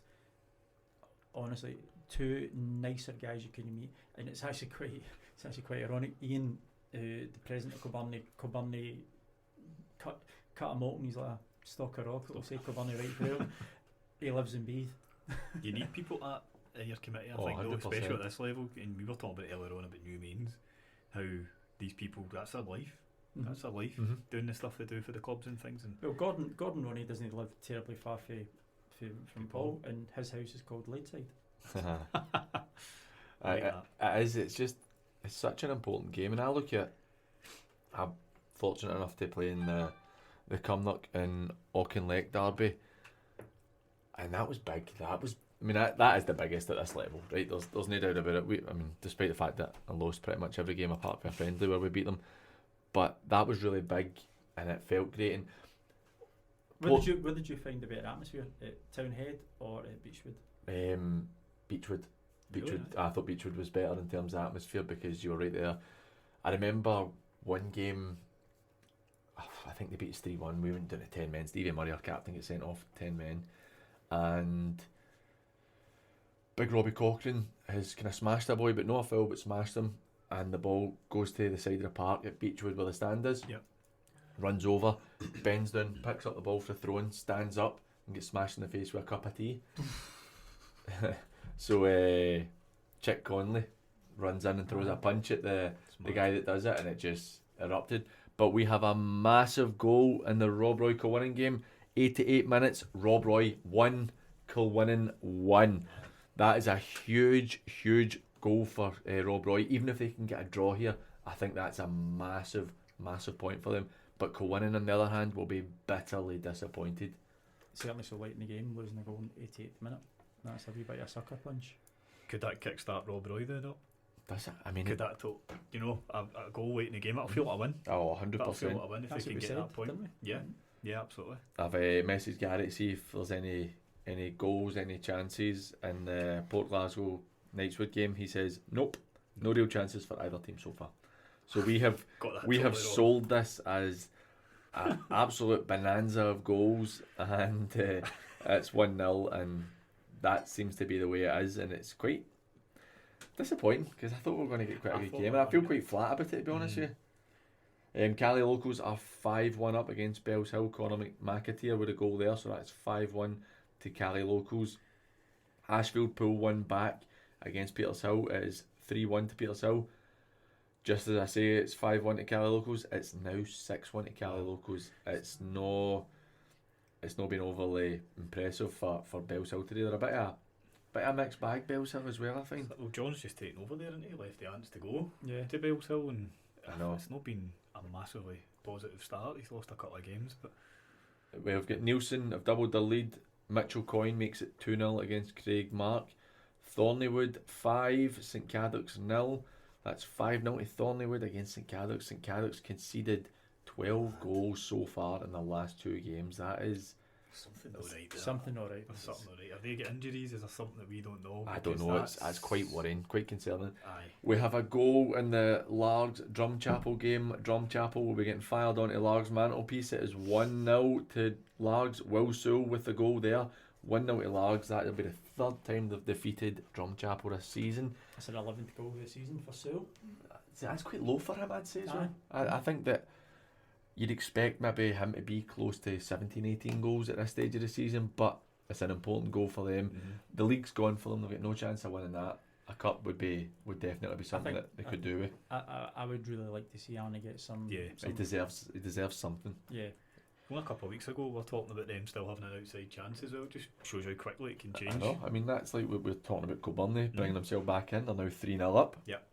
Graham Boyd with a goal there. Luger have pulled one back in the 87th minute. Murray with a goal. Nathan Murray. So it's 2-1 to Dorai against Luger. Can Luger salvage a point in that one? Just to keep themselves in the hunt. I don't think Luger will go up, and I think that they've had a very good season considering just coming out of the 4th division last year. If they can get something today, then they're keeping themselves in that pack.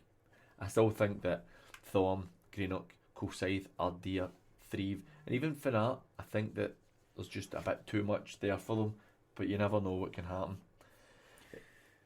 Just on that league as well, one team we've not picked up on is Glasgow Perthshire. They're still sniffing about with and they've games got in hand. 3 games in hand. You know, they're sitting in 24 points, so they've still got a good opportunity to get into 3rd position. But they've kind of fallen off the radar a late as well, where they were very much 6 weeks ago, very much a team we were talking about, and I think because that is so tight in that league that you're looking at it and saying that they're kind of going, but they win their games in hand and they are takes one to 30 points. They're right in the hunt and they're still in it. Full time at Muirkirk, they've lost 2-0 to Talbot. I think that's a decent result. Okay. I think that's obviously they would like to win, but I think that is one that they're walking away with probably reasonably happy. That's a decent enough performance there. Yeah, aye, that's respectful. As we were talking to talking about Glasgow Perthshire, the biggest one for me in this season in that league is Glasgow United. I mean, you've got Good Willie, who is still scoring a decent amount of goals. He's got 11 for the season. But why are they where they are? I mean, you've got Templeton. That's what Templeton went there as well, didn't he? Yeah, something just went entirely wrong there. But as we're saying that, Perthshire are 2-0 down against Fair Leaving right now. Just gone down to 10 men. Well, so does that end it for them? I still don't think so, because they've got 3 games in hand on Ardea. So obviously Ardea are going to 33 today. If they keep that, well, it's game over, I think they're 3-0. I still think they've got an outside chance. See, the way the league's sitting just now, from Ardea down, they've lost 6. Luger have lost, what will that be, 5 today. Thrieve are up, Fanart. You know, all these teams have lost 5-6 games, I think, all the way down to 10th. They still all be shouting and looking at that third spot. It is funny that you could be looking at losing 10 games out of 30 and getting promoted. It's mad. Saltcoats are 2-0 up against BSC, so an improvement for BSC. I did expect a more comfortable win for Saltcoats there, because BSC have now conceded 113 goals and only scored 20 in 20 games. It's horrible, it really is, it's horrible. And West Park winning against Easterhouse, that pulls them back into a wee bit, that gets them onto 30 points. Easterhouse 7 clear of them, but Easterhouse have dropped points in over a third of their games, so there is a potential there for West Park. I think that Kello are now looking in a position where they're really looking quite strong for that third spot potentially. Still 1-0 with Knightswood and Port Glasgow. Can't believe we've only got one goal in that game after how we sold it. The other one, the Larkhall game, we still get nothing in that as well. I've not heard anything. That doesn't necessarily mean that there isn't any goals. It's just not heard anything from those games, which obviously we're at the mercy of social media. But hopefully we can get an update for that, because it is a big game and it's quite interesting to see how it pans out. But Premier Division, we'll go back to that. Hurlford, that's really important for them. They'll be gutted that Gartcairn are winning today. They'll be absolutely devastated that they're looking to them picking up even the disappointment of the Cumnock game during the week, losing the late goal in injury time. If somebody had said to Hendo, look, your next 2 games you get 4 points, you're in a good position, you're pretty happy with it, particularly in 2 kind of tough games as it were, you'd be pretty happy with that. But they're still going to be sitting in the relegation zone. So we've got an update on the Lanark game. So it's 1-0 to Larkhall. Oh, scored 70th minute, Ryan Carlin. Oh, it's not been a good day for me. Oh, just as I'm saying, Glenafton pull it back. It is 2-2. That is a sore one. West Park now doubled the lead, 2-0 up against Easterhouse. Really good result there. Nielsen 2, Craig Mark 1. That's no a great result. I know if they can go and win it, that's ultimately all that matters. But that's really not a good result there. Considering their current form as well. That's fragile, isn't it? Absolutely. We're just talking about Glenafton pulling one back. Johnson Borough have just done the same. Gartcairn and Hurlford both dropping points as it looks. Only mere minutes left in both of those games. That's interesting with them. That's a big goal for Borough, and it's a massive goal for Gartcairn. It's a sore one for Gartcairn. Particularly Gartcairn coming off of the 3-0 defeat midweek. We're going to spend quite a bit of time, I think, on this Premier League, this relegation zone, when we go into the final hour. Remember, we're in 7 or 8 minutes time, we're going to be going on to our phone-in section of the show, so you can get us on WhatsApp at 07396 717 412. That's 07396 717 412. As it stands, let's see. We've gone for Johnson Borough, both wrong. Gone for co-winning, both wrong. Yous have gone for Larkhall, you're up on that one. We've gone for the Thorn, wrong. Port Glasgow or a draw, wrong. So, we're 1-0 up. Aye. Sorry. No, you're 1-0. I'm 1-0. You're 1-0. I tell you what, I'm having a right bad time. That's me going to be 1-1 out of And if anybody 6 or does 7 phone shows. in or want a chat, don't ask Paul to pick your lottery numbers. Well, I'm not a millionaire, so I've never been able to pick my own. That's full time at Rob Roy, and there's been a late goal. Colwynnon nick it at the end. Rob Roy 1, Colwynnon 2. Makes our prediction look slightly less poor. That's an absolute devastating result for Gibby and Rob Roy. Does that seal it? I wouldn't say it seals it. I wouldn't say so. But Mabel are winning. I wouldn't say Kilburn are winning. I wouldn't say it seals it, but it makes it far more difficult. Yeah. I feel for them actually. I actually feel quite gutted for them. That is a sore one to lose that so late on. Think of we've all been near the high to the low. Scoring that goal, you said, did I felt like a win if they got there with that one each, and then conceding, just switching off. Yeah. We've got a couple of full-time results in, and Johnson Borough have scored a winner. 2-1 to Johnson Borough late on. That is Gartcairn defeated. Hurlford leapfrog them into 13th place and get themselves out of the relegation zone. If you're Hurlford, you're glad you're out of there, but how disappointed are you? That's 4 points less than you should have, losing late goals in 2 games in a row. That would be putting them 4 clear at Gartcairn. Gartcairn must be absolutely devastated with that. It's such an interesting finish to the game. Wow. There's obviously something though right there defensively. Losing goals like that. I mean, I know they lost an OG during the week. Then they're losing goals late on in a game. I don't know. Is it sloppiness? Is it mistakes? Is it tiredness? Is it just no concentration? Is it ability? There's got to be a reason for it somewhere. That's just, see when you're down that end of the table, nothing goes. That's criminal. To get yourself in a positive position and then boom, you end up losing the game. It's unbelievable. It's so 2 goals in the last few minutes. It's just. Listen, credit to Johnston Borough as well. They've kept going. They've also buoyed that full game. Listen, there's something here for us. They get the goal. Let's go to Johnston Borough and we'll have 1-0 to Knightswood. Let's go to Johnston Borough.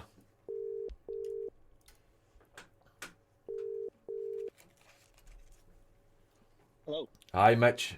That was quite the end to the game. 2 goals late on. Tell us about it. Yeah, 89, 90 minutes. I mean, the second half was much the same as the first half in terms of how it went. Limited chances. But then 89 minutes, we just done. Worked us way to Kyle Lafferty, who's come on as a sub, and then right finish across goal. And at that point, we were delighted that we were getting a point from the game, and then basically after Gartcairn kicked off, we won the ball back again. Long ball forward. This time it fell to Darren Christie and put it through the legs of the keeper. So then 2-1, and sends a lot of fans home happy after this. It's an incredible finish to the game, and it's a really. It has such an impact on both ends of the table for me. Obviously, Gartcairn have their issues down at the relegation zone, but for you guys, it really keeps the pressure on Clydebank, and that's another game where Johnston Borough, under the radar, just go and get themselves 3 points. Yeah, to be honest, I mean, in the dressing room, they might tell you something different. From my personal point of view, I'm not sure we'll catch Clydebank, but if you, having just been promoted, if you'd offered us second in the league, I'd take that all day long. So, we can, we need to just keep doing our job on the pitch, keep winning. If Clydebank slip up, it's theirs to lose. So. Well, you play Clydebank next week at Home Park. It's going to be a very, very interesting game. And like you said, Johnston Borough can only do their part and then hope for Clydebank to slip up. But look, Mitch, thank you very much for the update, mate. We really appreciate it. Right, no worries, mate. Thanks a lot. Cheers, take care, bye-bye. Cheers, bye. Well, that was a wee knowing look to each other there. You spoke about it earlier, Darren Christie getting goals and winning games, and bang, there he goes. It's massive. I'm going to see if we can get... Do you know what I think we haven't done there? We've gave Gartcairn a bit of a hard time for it. But we said it earlier on, Johnston Borough have just been steadily along. We have to give Johnston Borough a lot of credit because they're winning games, they're getting there, they've got quality on the pitch. Take away the money that they've got, right? Take that away. They're winning games. Other teams have done this with money and not got the results. Yep. Murday has 2 defeats in 17. Murday has got a team on the park producing results. So I think Johnston Borough deserve every credit, and I think Murday, because we've all heard rumours of what's potentially happening, etc. Murday's working under. He's got pressure from his board. He's got pressure from his fans. He's got pressure from out with. Murday deserves every credit. Definitely. I'm going to go to Stevie Dugan after the game, Clydebank game. He's on the supporters bus in case you hear any choice language. That's if he answers. Stevie. Hi, Paul. Hi, Stevie. No goals the second half, but 2-0. That's a good win, and I've told our listeners it sounds like the fans are happy in the background. Aye, I'll apologise in advance for anything you might hear in the background because the James is in a throat and a family care. Listen, the second half was no much to talk about, if I'm being perfectly honest. The game was played out. Pollock never threatened, really. I didn't see a real threat for Pollock at any point in the 90 minutes. And the closest that we saw a goal in the second half was, guess who? Nicky Little fired into the side net and for a good ball across to the back post. So, seen the game out, 2-0, and I'll be honest, there was a lot of interest going on for your previous game as well. So, listen, Borough, fair enough, we've got 2 goals towards the end of the game. All we can do is keep doing our thing. If we keep winning and keep picking up points, then that's all we need to worry about. And as you've said before a couple of times in the show today, next week's a massive game, isn't it? I think that we've spoken. I know you've been trying to listen in. We all believe that Clydebank have got enough to go and win the league, but next week really could be one that could cement it, and it's such an important game. But look, Stevie, I'll let you enjoy your trip back to Clydebank. Thanks again for the updates, mate. All right, cheers, guys. Catch you later. Cheers, mate. See you later. Bye. Couple of goals coming in there. Nielsen go 3-1 up, and then Craig Mark bring it back to 3-2. That's not a great result, to be honest. That really is not a great result, but a win will be a win. Renfrew 4-0 against Cumbernauld. Been a really, really good day for Renfrew. Glenvale got another goal, 4-1. They win against Girvan. So that's quite a good one. That was Noah Young with a goal there. Noah's a good player. I think he's one that we'll maybe see in the next couple of years, stepping up levels. I think that there's a good bit of quality in him. But Dylan Fletcher with a goal for Nielsen. Aaron Miller is fouled. Jojo Gillespie scores a penalty. We've had a lot of penalties today, to be fair. But 2-0 Darvo against St Roch's, just at the death there as well. Hurlford, 90th minute, 3-2 against Glenafton. Massive goal there. That's an absolutely massive goal. And Gartcairn's day goes from bad to worse. 91st minute. Petershill, 5-1 up against Ashfield.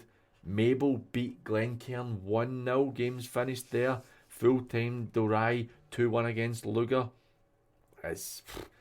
Wow, it's been quite a finish. But I tell you what, we're going to go to a quick break and we'll be back right after these. When you need a van, Sean's your man at Cameron Commercials. At Cameron Commercials, sourcing top quality commercial vehicles is what we do best. With years of experience and an extensive network of trusted suppliers, we'll source the perfect vehicle for the best possible price. And as an independent company, we supply all makes and models. Check out our socials or visit CameronCommercials.com. When you need a van, Sean's your man at Cameron Commercials. With years of experience in the industry, we at Performance Tyres can offer you a first-class vehicle repair service. Whether it be tyres, brakes, exhausts, wheel alignment, or even that unexpected out-of-hours mobile roadside tyre replacement, why settle for less? Let's get your car back on the road today at prices you can afford. So call us now on 0141 644 4512 or 0141 644 4985. That's Performance Tyres Kilmarnock, keeping you and your car safe on the road today. We play the hits. Make me feel like I'm living a teenage dream. The way you turn me on. So you don't have to. This is East End Community Radio. It's time for the Youth Takeover on East End Community Radio. Find out what's happening in your local area. And welcome back to the last hour of Saturday Football Live. Get us on WhatsApp at 07396 717 412. That's 07396 717 412. Or get us on X and Instagram at SatFootballLive. We are going to go to Knightswood manager Michael Pender. I don't really want to speak to him, but let's see what he's got to say.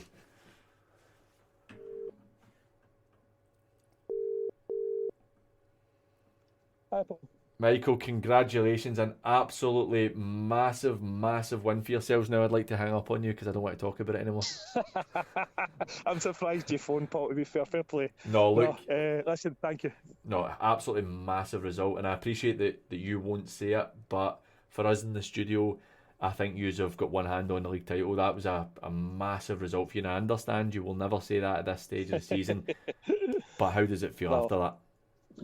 Good, Paul. I think more the manner of the victory. the guys, I got on really well with Tam and that down at the Port. They're good guys, really good guys, the kind of guys that you like. And they've all said at the end of the game we deserved the win. To be fair, we probably should have been more than one up at half time with a couple of really good chances. But I think Port were really unlucky. We won. They had an offside that they're breaking through. But apart from that, genuinely in 90 minutes, there was nothing else. I think that's probably how well we've played today. We had a game plan and a formation, and it's hard. It's such a massive part. It's hard to stay in contact sometimes between the midfield and the front men. But I thought we managed it really well. We managed the Port really well, and I think even the players have said the same, that we were deserved winners today, Paul. How do you go about stopping Port Glasgow for scoring 77 goals they'd scored in 18 games? We honestly, in the studio, we sold this as a 5-4. This was going to be an absolute thriller. Does that give you a bit of extra joy, the fact that you were able to completely nullify them and stop them from scoring? But I'll probably go back maybe, I don't know how many weeks now, maybe about 8 weeks, 9 weeks ago, when we played Rossville. And at that point, I know Josh has had a tough time recently, but he's still doing a great job. But at that time, they were right with us, and we had to go up there, and people were saying it was going to be our first big test, big part. They're a really good team, well drilled, got a great manager. And we went up that day and we did the same. We nullified a team, the young Kevin up front, who's a fantastic goal scorer, and we stopped them scoring. And we came here again today, and I'll be honest with you, Paul, we've not done any more work than we do every week. Every single opponent, we'll move on to Connor and Royal next week, and we'll do the same amount of homework, and we'll set out our shape. We're working hard. To some people, it might just be the 4th division. To us, it's our everything just now, and we'll just keep working hard every week. And I think our game plan today, we didn't just play a normal game. We made a plan to try and stop the Port from playing and let us then get on it, and I think it worked. Really, really well. I think that it's such an important and impressive win, because, like I said, the free scoring goals for the Port, and then you've just nullified them, and it is such a big one. You move on to next week against Royal Albert, who their league position, I think you'd agree, is false based on the quality that they have in that squad. But you're just one game closer, but it's just one more game at a time for you. Well, listen, you've obviously been fed up with me saying this now, but that is exactly it. We split the season into thirds. We've got one more game next week against the Royal Albert to finish off the second bank. The boys know what the target was. We've set ourselves at targets at the start of the season and then during the break, so they know what the target is. They know what they need to do next week to hit the targets, and then we're on the running at that point, the last 10. But at that point, what you're looking to do is try and get as many wins in as you can to be promoted. That's a big thing. That was the objective for myself and the coaching staff at the start of the season, was to go for promotion. And when we get that, we'll be delighted. And it wouldn't have been if we hadn't won down here today. It would still have been the target. It would still have had to go for it. But it's a great win, and it gives us just a wee bit of breathing space as we move into some more difficult fixtures. Michael, it's Des Roach here. How you doing? Hiya, Des. How are you?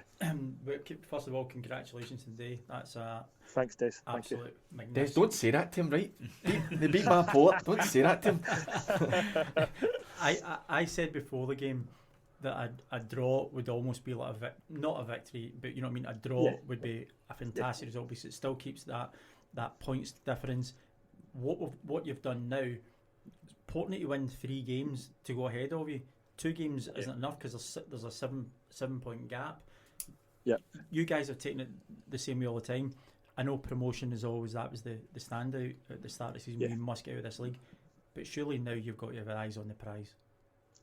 But listen, Des, I think we'd be lying to say we wouldn't like to win it, and I think that comes more now for the fact that we've kind of led the pack now for week 1, and it would feel it would be one of the ones that when you hit the target against promotion, if we hit that target, we'd be absolutely delighted.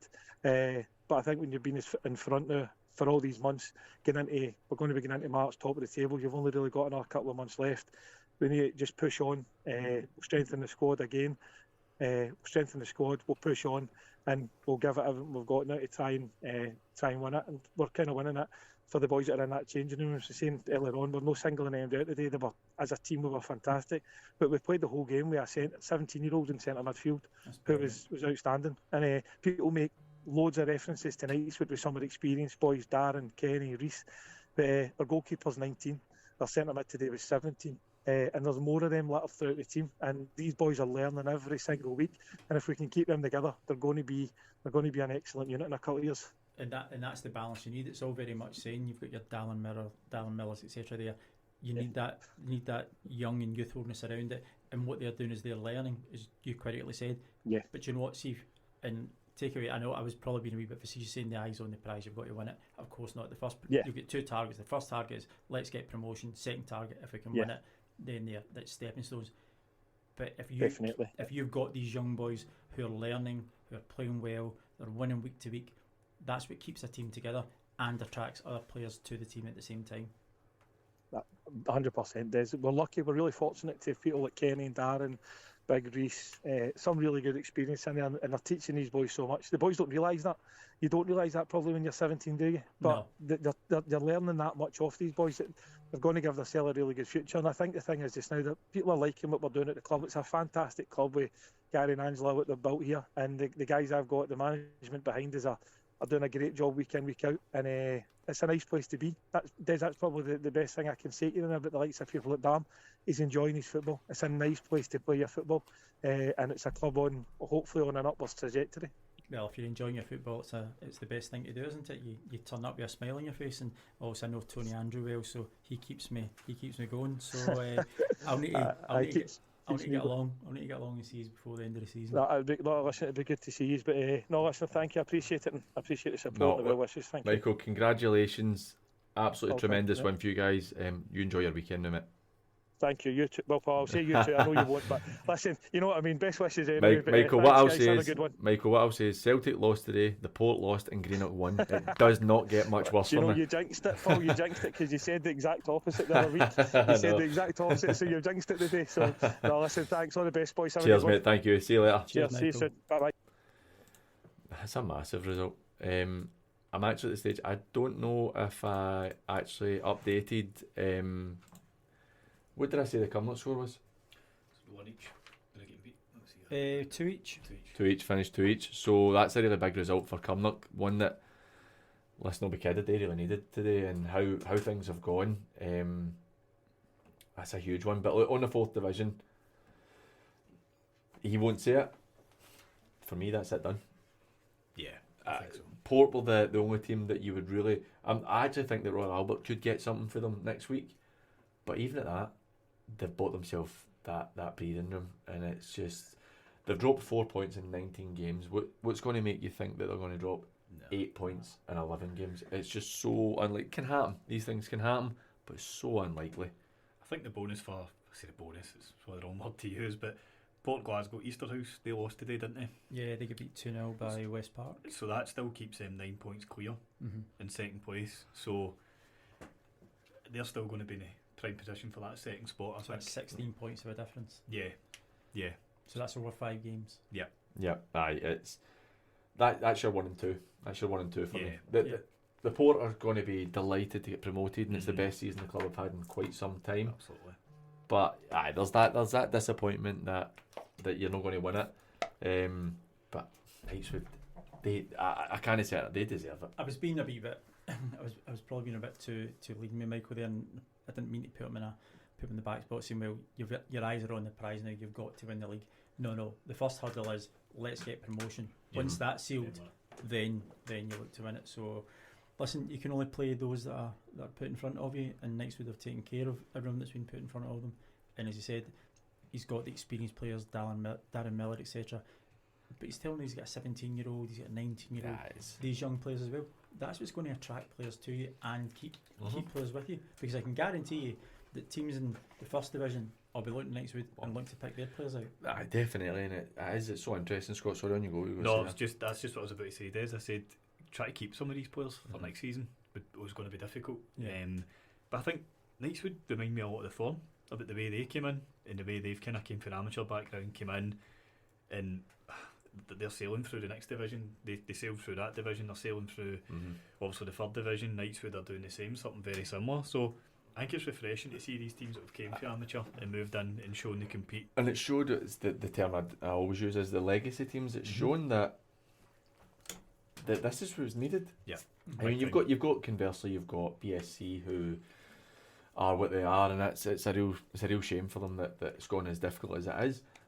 But your Thorns, your Finn Arts, your Kilsyth Athletics, your Glenvales, West Park getting up competitive again, and West Park only went down because of the fact that Kendall went to the Rock. Because exactly. See if Kendall stays at West Park, we're maybe talking about West Park being in the second division right now. Because you look at what he's done at the Rock, that's a lot of his team that went from West Park. So it shows that there is definitely quality there. And Knightswood, despite Michael maybe playing it down, for what you hear, they've got a wee bit of money. It's no Premier League money, but they've got a wee bit of money, and that wee bit of money can buy you a wee bit extra quality. And I think that they're a team who can add to it. Because see if you are playing for a first division team who are bottom end of the first division, and Michael Pender comes calling and saying, look, I can get you close to the money you were maybe on. You've got a team that are winning every single game. You want to come and win, or do you want to sit and play 2 leagues higher and lose most weeks? I think it makes sense to me. Yeah, I think it's personal ambition as well, isn't it? What do you want to do? Do you want to come home on a Saturday night going, oh, we drew 0-0 each, or we beat 1-0, or come home we've won, and that continuation in momentum? Put it this way, I wouldn't be scared of either Knightswood or Port Glasgow not being competitive moving up next year. I think they both will. They will be both competitive in the league above next year. Right, we're going to see if we can get Kev Kelly on, because let's see. Oh no, I don't have his number saved. Just to continue to talk while I put his number into the studio phone. That's the beauties of live radio. No, I keep wanting the Knightswood situation just now, and obviously, what was it, 1-0? For some reason, I kept thinking it was 2-0. No, it was 1-0. It was 1-0. So that puts them obviously on. They've scored 65 goals, so they're kind of free scoring this season as well. Another clean sheet as well. Which, as you said, obviously being a keeper myself, see, being a 19-year-old playing at that kind of level, that's brilliant. That's brilliant. 19, I'm still playing 21s. You know I was saying the physic in that league is it's physical. It's a rough league. It's a physicality league. Absolutely. So, I would have no issue about it. I think a massive result today is the Renfrew win 4-0 at home. That's good. But Renfrew, New Western Park is always a fortress for them. They do play a lot of games because they're at home. They get points on the board early. Jimmy's had a wee sticky patch as we've seen just recently, but to come away beating Cumbernauld 4-0 at home, Cumbernauld don't usually take too many big beatings. Right, let's see if we can get Kev Kelly on. That's the number in. Hello. Kev, how are you, mate? That was a very exciting end for us in the studio without having seen the game. You must be absolutely delighted to get the 3 points today. Aye, over the moon, Paul. Over the moon, and it's a credit to the players. The players this week, after our disappointment last week, have come in with their chest still puffed out and ready to go. And they went right to the death there. And some of them are even walking wounded. The boy that scores the winners, limping off with a hamstring injury. So, no, absolutely over the moon, and I thought it was deserved. It's been a day where results have been a bit of a mixed bag. Yourselves, Renfrew, Petershill and Arthurlie all winning today. Glencairn losing. But you have put yourself in a second position as it stands. Considering where the team were when you've come in at the start of the season, I appreciate it was a bit of a change for you personally.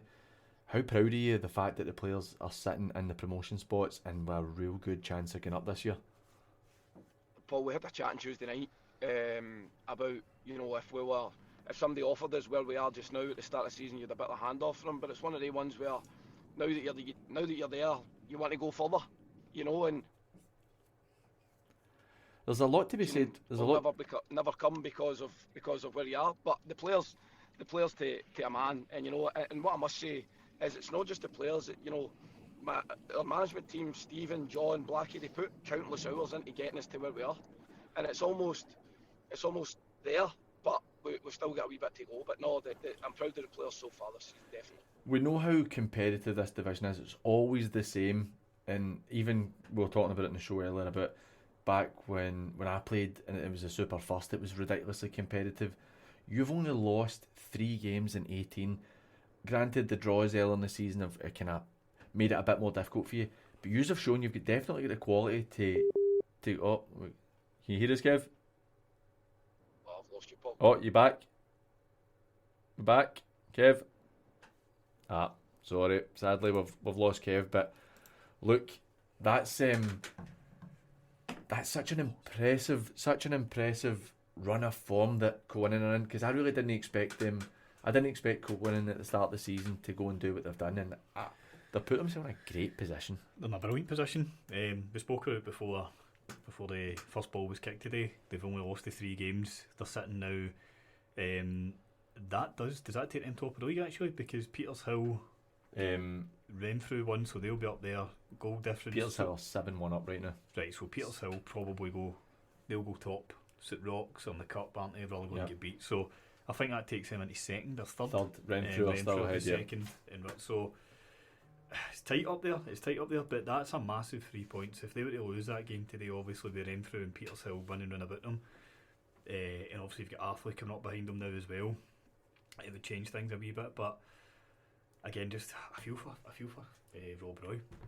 Nah, it's such a sore one. Aye, it is. And they would have thought, as I said, after scoring that goal to equalise so late in the game, that could have been massive for them to catapult them on for the rest of the season. But to then concede so late in the day, it could end it.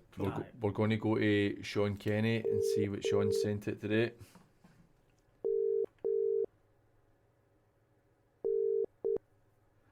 Hello, mate. Hello, Sean. You said to me yesterday or Thursday when we spoke that you didn't want to come on the show because you lost the last time you were on after your good run. You definitely didn't lose today. That was a tremendous result. How are you feeling after it? I'm delighted. The boys were excellent, mate. Do you know, we changed what we do. We went a completely different way, and that's out of respect to Thorn. We've got a lot of respect for them. We know they're a good team, so we changed things up the way we would usually play, and it worked excellent today. We should have been up genuinely about 5-0 up in the first half hour. And then we played a really aggressive kind of pressing game. It's hard to do that for 90 minutes, so the boys were really smart with it as well. I was delighted with the way that it was. They just kamikaze stuff. They were smart, they had shape, and they deserve mega credit. They worked really hard, but their brains were excellent. Sean, it was something we spoke about earlier in the show, just roughly about kick-off time, and we kind of said, how were you going to approach it? Do you, because you had to win in our eyes, do you go gung-ho and go for it completely, or does that mean that the Thorn could maybe pick you off with their quality? What did you do to change today that got you the win? Well, we learned a lesson for the first game, to be honest. We like to have a good shape and work hard and win it back and look to spring, maybe on a counter a bit and things like that, get the ball wide. Just kind of getting the game away here, but you're allowed to, Sean. The game's done. Aye. I'll be playing my show next week. But the day we look to be a lot higher, because when we stepped maybe 10-15 yards higher in the home game at the start of the season, we got a lot of joy at it.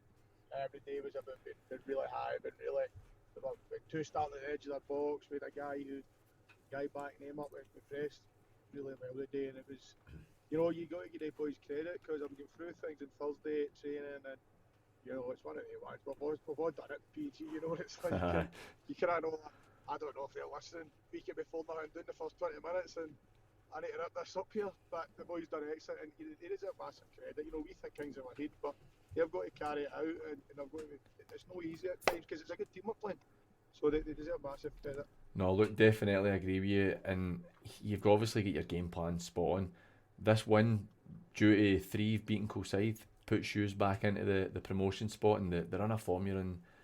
It must be very pleasing for you, but it's such a big morale boost for the players, I'd imagine, as well.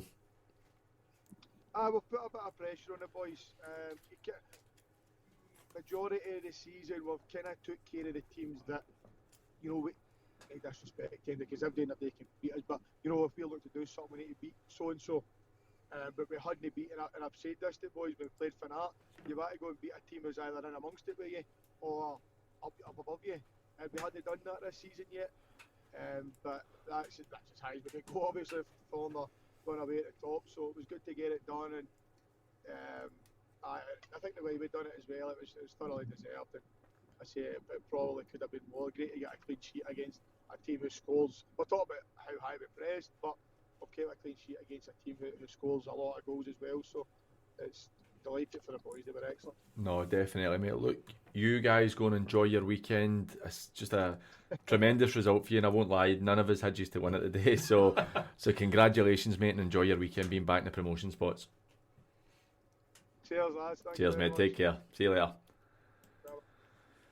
That is such a huge one, and do you know what? I quite like Thorn to win the league just personally because I like the way that they're going about things, and I like how they're doing it, and they're quite local to the three is, so it's like a team I'd like to see do well.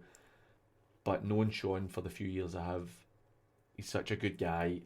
He's always great when you talk to him. He's always really honest, and I'm really pleased because Ardea had a great first season under Sean, then he had a bit of a hard time, and he stuck with it, and he's doing a good job, and I know he loves it there, and I'm not trying to get him out of the Ardea job. But you've got to be surely guys like Flemmy at Greenock, like Bailey Hanlon at Kilsyth, Sean, surely teams have got to look at managers like this and say, well, these guys shoestring budgets, no budget, are doing this and that. But you get a bit the merry-go-round and the Premier League and stuff. Some teams are going to take a punt on these guys. I think to the degree you can, but it's a different type of pressure. Mhm. Without Yeah, being surely, aye. disrespectful. Expectation. Expectation. Can imagine, just for example, we'll say Ardea in the third division to then maybe get into the first division with a bigger budget expecting. So that's when things we've seen it. We spoke about certain managers before the game, before we came on there today, that it actually.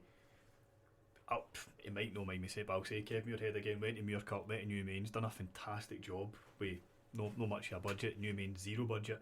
Went to Neilston, it maybe just didn't quite work out for him, and he had a budget there. So it just shows you the other side of it. It can fall apart, getting up the leagues as well. But you've got the other side. You've got Kev Kelly there, who's obviously went straight into the Covenant. He's went to, isn't it? Yep. Yeah, for the Rock. Aye, for the Rock. No, from Cali Locals. Cali Sorry, Locals. Cali So that's a big jump in itself, and he's doing a great job. So I think. But I think, sorry to interrupt, I think an important thing there that you've got to praise the co-winning committee for is being brave. Sean, Kev's not lost many games. Obviously, we touched on the interview him there, and we've spoken a bit on the show.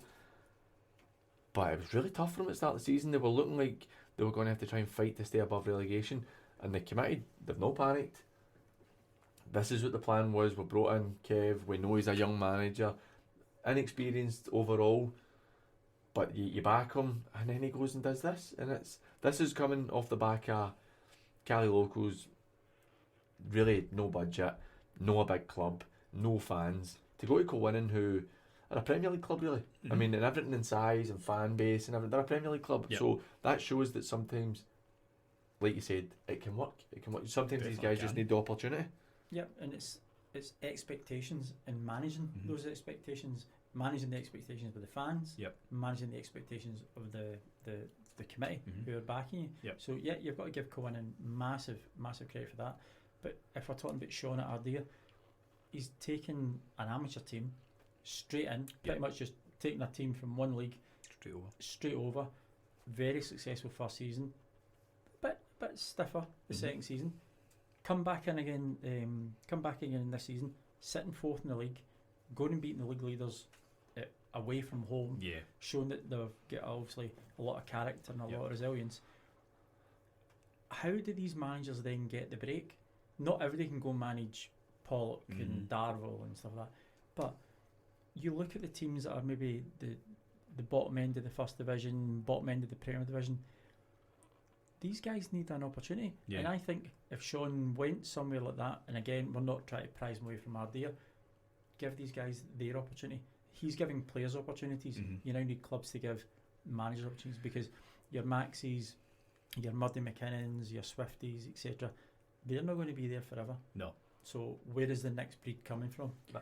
Aye, I agree. No, you took the words out of my mouth just on that. I think football's evolving as well. Things are changing. We're now, I feel, at that point where the names you've mentioned they're at the other side of it now, the latter years. Aye, they're not old not guys, old guys, but they're getting older, and they're getting older. They've been there. There is a new generation behind them now as well. Young boys, like you said, also Bale, like Kosai, things like that. All these people are coming through, and they're the guys that are going to be there for the next 25 years. Do you know what I mean? So Bailey's the next 30 years. Well, at least. aye, he's only in his 20s, isn't he? He's So mid-20s. Aye, well, if he's not sick it, but You've got genes older than him, Peter. honestly, it's ridiculous. But no, I agree. I just think that sometimes clubs need to be a wee bit braver. I think we spoke about it before, even though we're maybe in disagreement with the method that Monty's used potentially in his first night. But we agree. It's not to say it's wrong. No, we think, I think, but I'm good to say it for us all. We think that's a great appointment. It's the right move. 100%. We spoke about it previously that this is the type of move that the Ants need to make. A guy who's no coached at this level or managed at this level, but 20s experience, because that's what the Ants need. Perfect. And I think that there is guys that maybe don't get the opportunities, and you get a lot of the same stuff. But look, we're going to take a quick break, and when we're back, we've got about 29 minutes left of the show. So if you want to get in touch with us, get us on WhatsApp at 07396 717 412. That's 07396 717 412. Or get us on X and Instagram at SACFootballLive. We'll be right back after these. When you need a van, Sean's your man at Cameron Commercials. At Cameron Commercials, sourcing top quality commercial vehicles is what we do best. With years of experience and an extensive network of trusted suppliers, we'll source the perfect vehicle for the best possible price. And as an independent company, we supply all makes and models. Check out our socials or visit CameronCommercials.com. When you need a van, Sean's your man at Cameron Commercials. With years of experience in the industry, we at Performance Tyres can offer you a first-class vehicle repair service. Whether it be tyres, brakes, exhausts, wheel alignment, or even that unexpected out-of-hours mobile roadside tyre replacement, why sell it for less? Let's get your car back on the road today at prices you can afford. So call us now on 0141 644 4512 or 0141 644 4985. That's Performance Tyres Kilmarnock, keeping you and your car safe on the road today. We play the hits. Don't worry about a thing. So you don't have to. East End Community Radio. It's time for the Youth Takeover on East End Community Radio. Find out what's happening in your local area. And welcome back to the last half hour of Saturday Football Live, the inaugural Saturday Football Live show. Get us on WhatsApp at 07396 717 412. That's 07396 717 412. Get in touch with us or give us a call. It'd be great to hear from the listeners.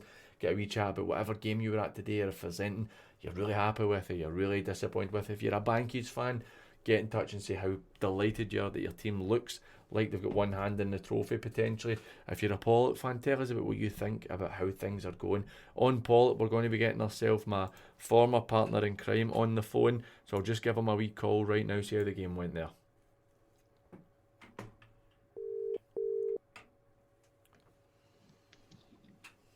Dak, how are you, mate? Hello. How are you, mate? So 2-0, how did it go? What's that, mate? 2-0, how was the game? Aye, 2-0, I think, to be honest with you. Clydebank deserved it, to be fair, PG. Don't think we created enough in the game, didn't create enough chances. Didn't really work Big Leishman in goals, which was a disappointing thing. But to be fair, we started the game brightly as well, and then they've got a penalty, and it's just kind of knocked us a wee bit for a wee 5-10 minute period, and then it was a wee bit no much quality in the game. The Park didn't allow for much quality in the game, but once the Bankies get their second goal, mate, they managed the game really well, to be fair to them, and shown why they're top of the league. A lot of experience here and good players, knew the right things to do, and they managed, as I say, they managed the game well, but we just didn't create enough in the final third. That we spoke obviously the other night after the Gartcairn game, and it was a really important one for you, and you seem to have a wee bit of a hold over Gartcairn the last year or so. You have been really impressive.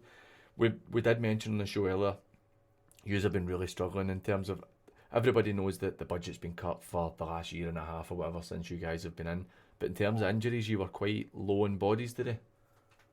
Aye, listen, you don't want to seem as if you're making excuses, PG. That's one thing I'm not going to do, because on the day we weren't quite good enough in an attacking sense. But aye, with the squad we've got, and the youth we've got in the squad, when you get players like Kyle Fall's unavailable, Liam Lapsley, Kieran McPhee, they're big players for us, you know what I mean? And they make a difference, especially in the final third and going forward and stuff like that. So, listen, I'm not going to sit and make excuses. We had a good result on Wednesday. Listen, that's hit the system now, obviously, with the day. But again, can't fault the boys. PG's one thing the day is for the young group. Started they probably no far off the same team that played Wednesday, and it was a lot of young boys out there, 19, 17-year-olds and stuff. And they get the raw, do you know what I mean? But we just lacked that wee cutting edge and that wee bit of quality in the final third. But I don't want to look for excuses, mate. At the end of the day, the better team won the game, and Clydebank are in a really strong position now. No, definitely. Look, mate, I know it's one of the ones you're obviously disappointed, but results have gone in your favour for teams below you and about you as well. So it's not been the end of the world. But look, Dak, I appreciate you coming on, mate. I'll catch up with you soon. No, any worries, lads, and keep up the good work. Well done. Cheers, mate. See Speak to you later. See you after. Bye. Bye. Aye. See, to be honest, I don't think there's not much to say about this game, because I think that everybody expected Clydebank to win. Everybody knows the position Pollock are in. I think 2-0, there's no embarrassment for No. Pollock, and results, like I said, results have gone in their favour as well today. So I don't think it's not the end of the world. No, it's not the end of the world, and I think if you'd said beforehand, Clydebank are going to win 2-0, nobody would have been nobody don't been bothered, nobody been surprised by it. No. I think if you turned around and said Pollock will win 2-0, yeah, that would have been more of a surprise. But as Dak said, and obviously the conversations I've had with Maxie, they are sort of bare thin in the squad at the moment. I mean, you're missing McPhee, you're missing Falls, guys who are influential in that team. Yeah. They've lost a lot of players.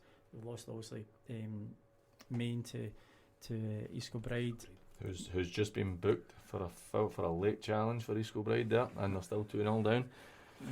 Yeah. So yeah, I think Pollock, what they would probably want to do is season to come to an end at the moment, but just get themselves, regroup themselves, get their budget sorted, and just let Maxie, Dak and Chris get on with building a team for next season. I would agree. I think that they just need to kind of try and consolidate this season and then go again and see how it goes for them. I'm going to try and get Mick Oliver on the phone after their 2-0 win against St Roch's today.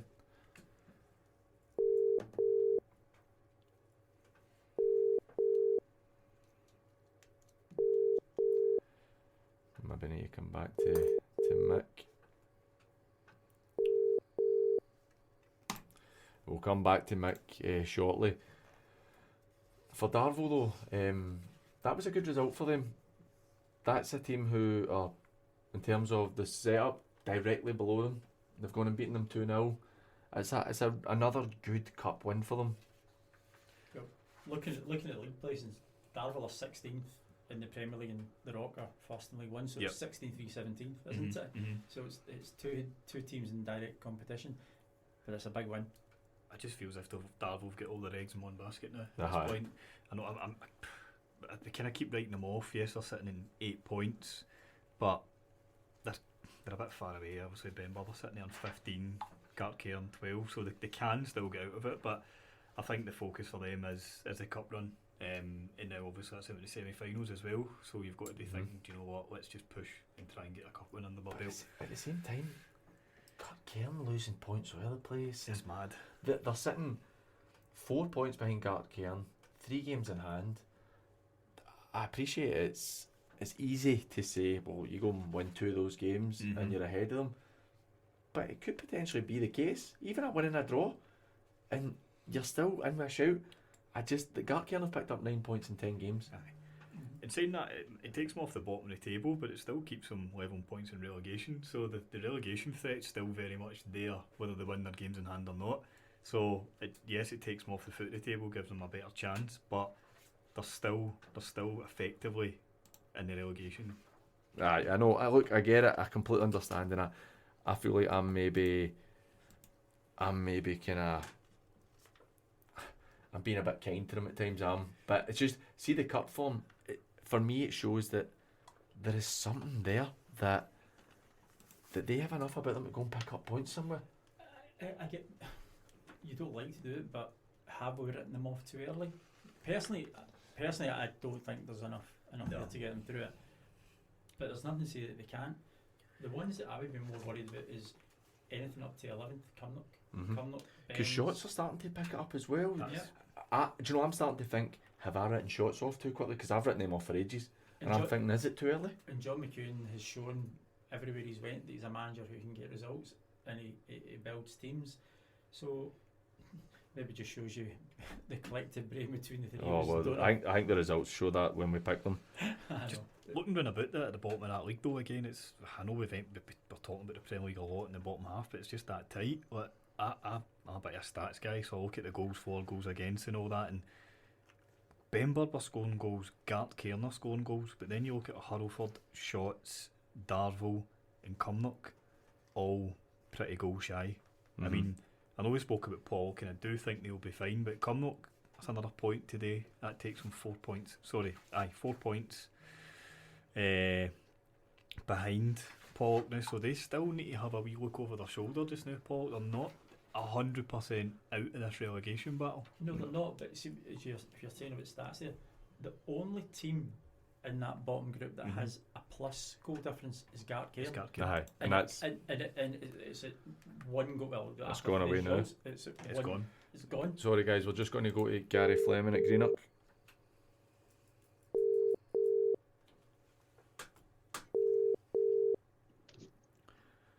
Hello. Alright guys, how you doing? Another good win for you today, 3-0. I think importantly for yourselves, the Thorn losing as well, it's just been a really good day for you. Aye mate, brilliant, especially in the circumstances the way we won it today. That park was a mud bath, to be honest with you. It was so heavy. It's like the condition you get right before a game's called off. So to get away, keep a clean sheet, score 3 goals, up the road with 3 points, magic, you know. You must be really pleased that after obviously the defeat to the Thorn a few weeks back, and it was a bit of a blow, and then you dropped points the week before that, it was looking like it was going to be difficult for you to keep a hold of them, but after today you've really still got to have a lot of belief with the amount of games left that you can go and make a real challenge to win the league. Definitely. We spoke about before about how turning to Christmas and New Year we probably weren't firing all cylinders and we were still to hit top gear and stuff like that, but the boys gave us a great response last week against Wishaw, and then they've backed up today again, you know, so but aye, so delighted he's back on in terms of maybe a league title or whatever, but we've reined it in since that Thorn defeat, and we're kind of going, right, let's just go a game at a time sort of thing. So next week's Girvan, that's it, that's all we'll think about. We'll not talk about any sort of promotion or any titles races until you're a lot closer. Well guys, I'm going to completely ignore what you've just said there, because that's what we're interested in talking about, is promotion and titles, because we know obviously Girvan next week, but you've got Threave coming up the week after, Glenvale, then Kilsyth. It's 4 tricky games for different reasons, with Girvan and Glenvale both fighting relegation, and Threave and Kilsyth both trying to fight to get those promotion spots with yourself. So it's kind of, how do you manage that when you've got 2 teams who are fighting for their life just to stay in the league, and then 2 teams who are up there with you? Manage it, mate. I don't know. I'm going to give you kind of cliche answers, to be honest with you, because like I probably made early, and I'm admittedly saying this, young in my management career, that I've maybe started speaking about promotion and going for league titles too soon, to be honest with you, and maybe I put a bit of pressure on the boys, which is why maybe performance has dipped a wee bit, you know. So we've reined it back in and talked about, you know, only doing a game at a time, and so far we've managed to get 6 points out of it, and I'm kind of just going to kind of ride that wave and ride that kind of mindset of just the next game, rather than putting any pressure on the boys and thinking about the big things. I know that's not what you want to hear. Right, boring, it's boring, Gary. Aye, it was great, and by the way, I need to call it our goalkeeper Craig Beaton, and also our defence as well, because that's our 10th clean sheet of the season. That's impressive. Which is some going, you know. Well, guys, you should really be pleased with that, particularly at this level. We know what it's like, how easy it is to lose goals at this level, so 10 clean sheets is massively impressive. But look, mate, we'll let you go. Enjoy your weekend, and congratulations again. Cheers, lads. All the best, alright? Cheers, take care. See you later, mate. Right, we are going to go straight to Mick Oliver, see if we can get him this time.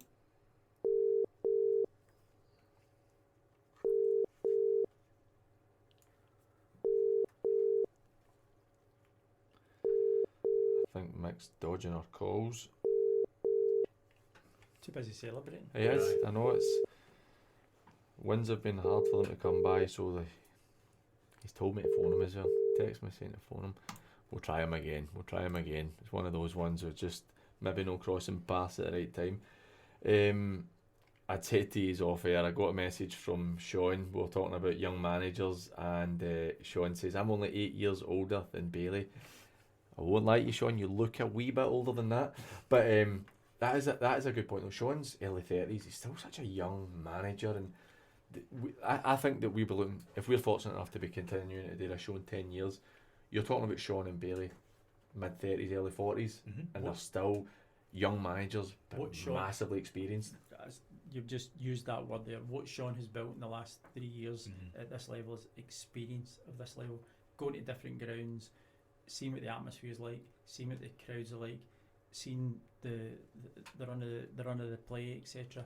Looking at opposition players. So let's be honest, he's probably his talent pools came from the amateurs.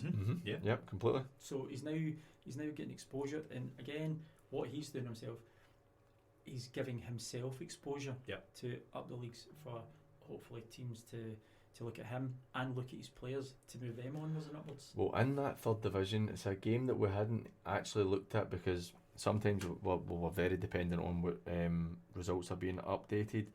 Now, we've been talking about Fanart being a team who really are in a position to go and push on. They've just lost 5-3 at Glasgow Uni today.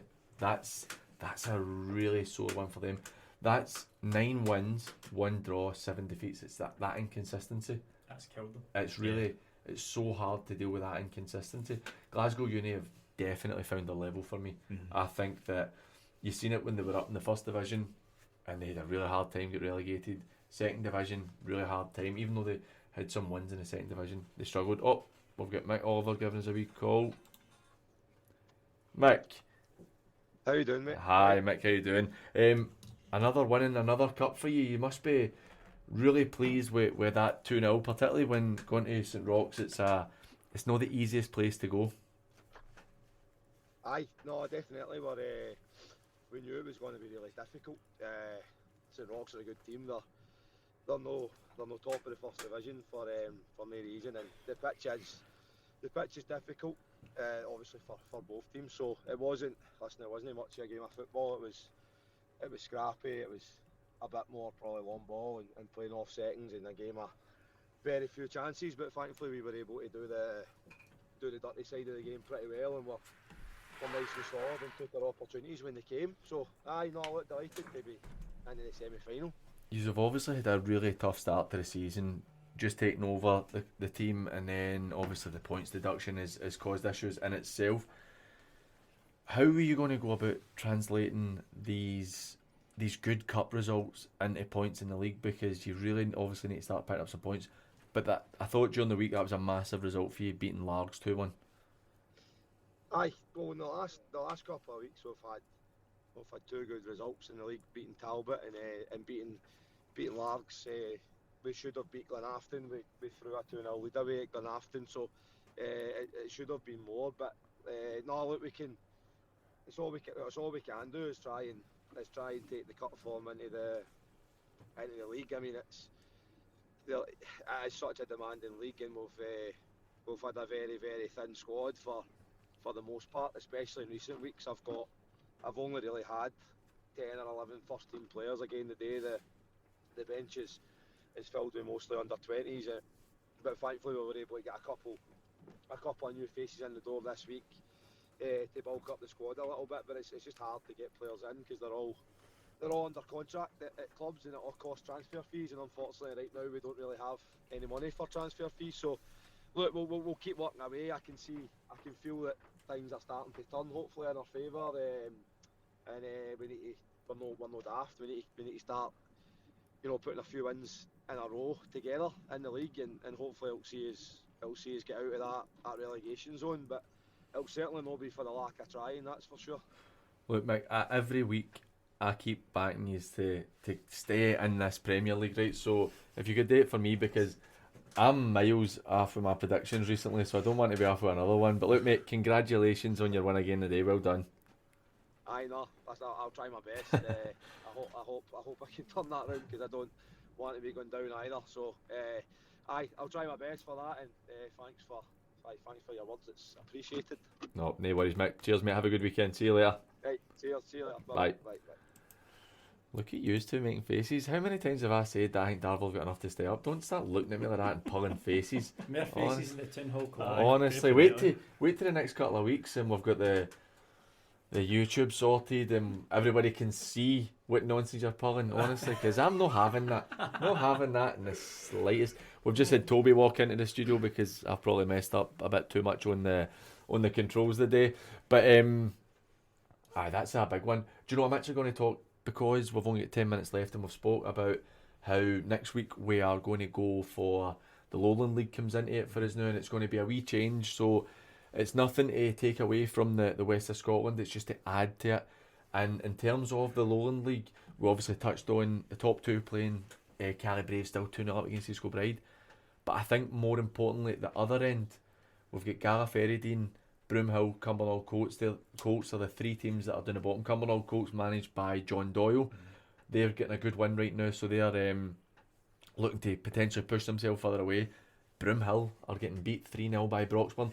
Potentially, if Broomhill finish bottom of the league, that's who we could be looking at coming into the West setup next season. So it is really interesting to see what teams can come in.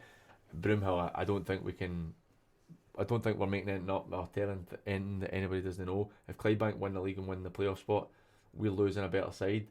But see, to me, this is the exciting thing, is Broomhill might not have the same support and stuff as Clydebank, but it's nice to have different teams coming in and injecting a bit of freshness into the level. Well, we spoke about that at the bottom level, didn't we? Yeah. The clubs coming up. You've got Glenvale, St Peters, Thorn, Eglinton, just different faces. And the legacy teams, again, as we've called it, coming down the way.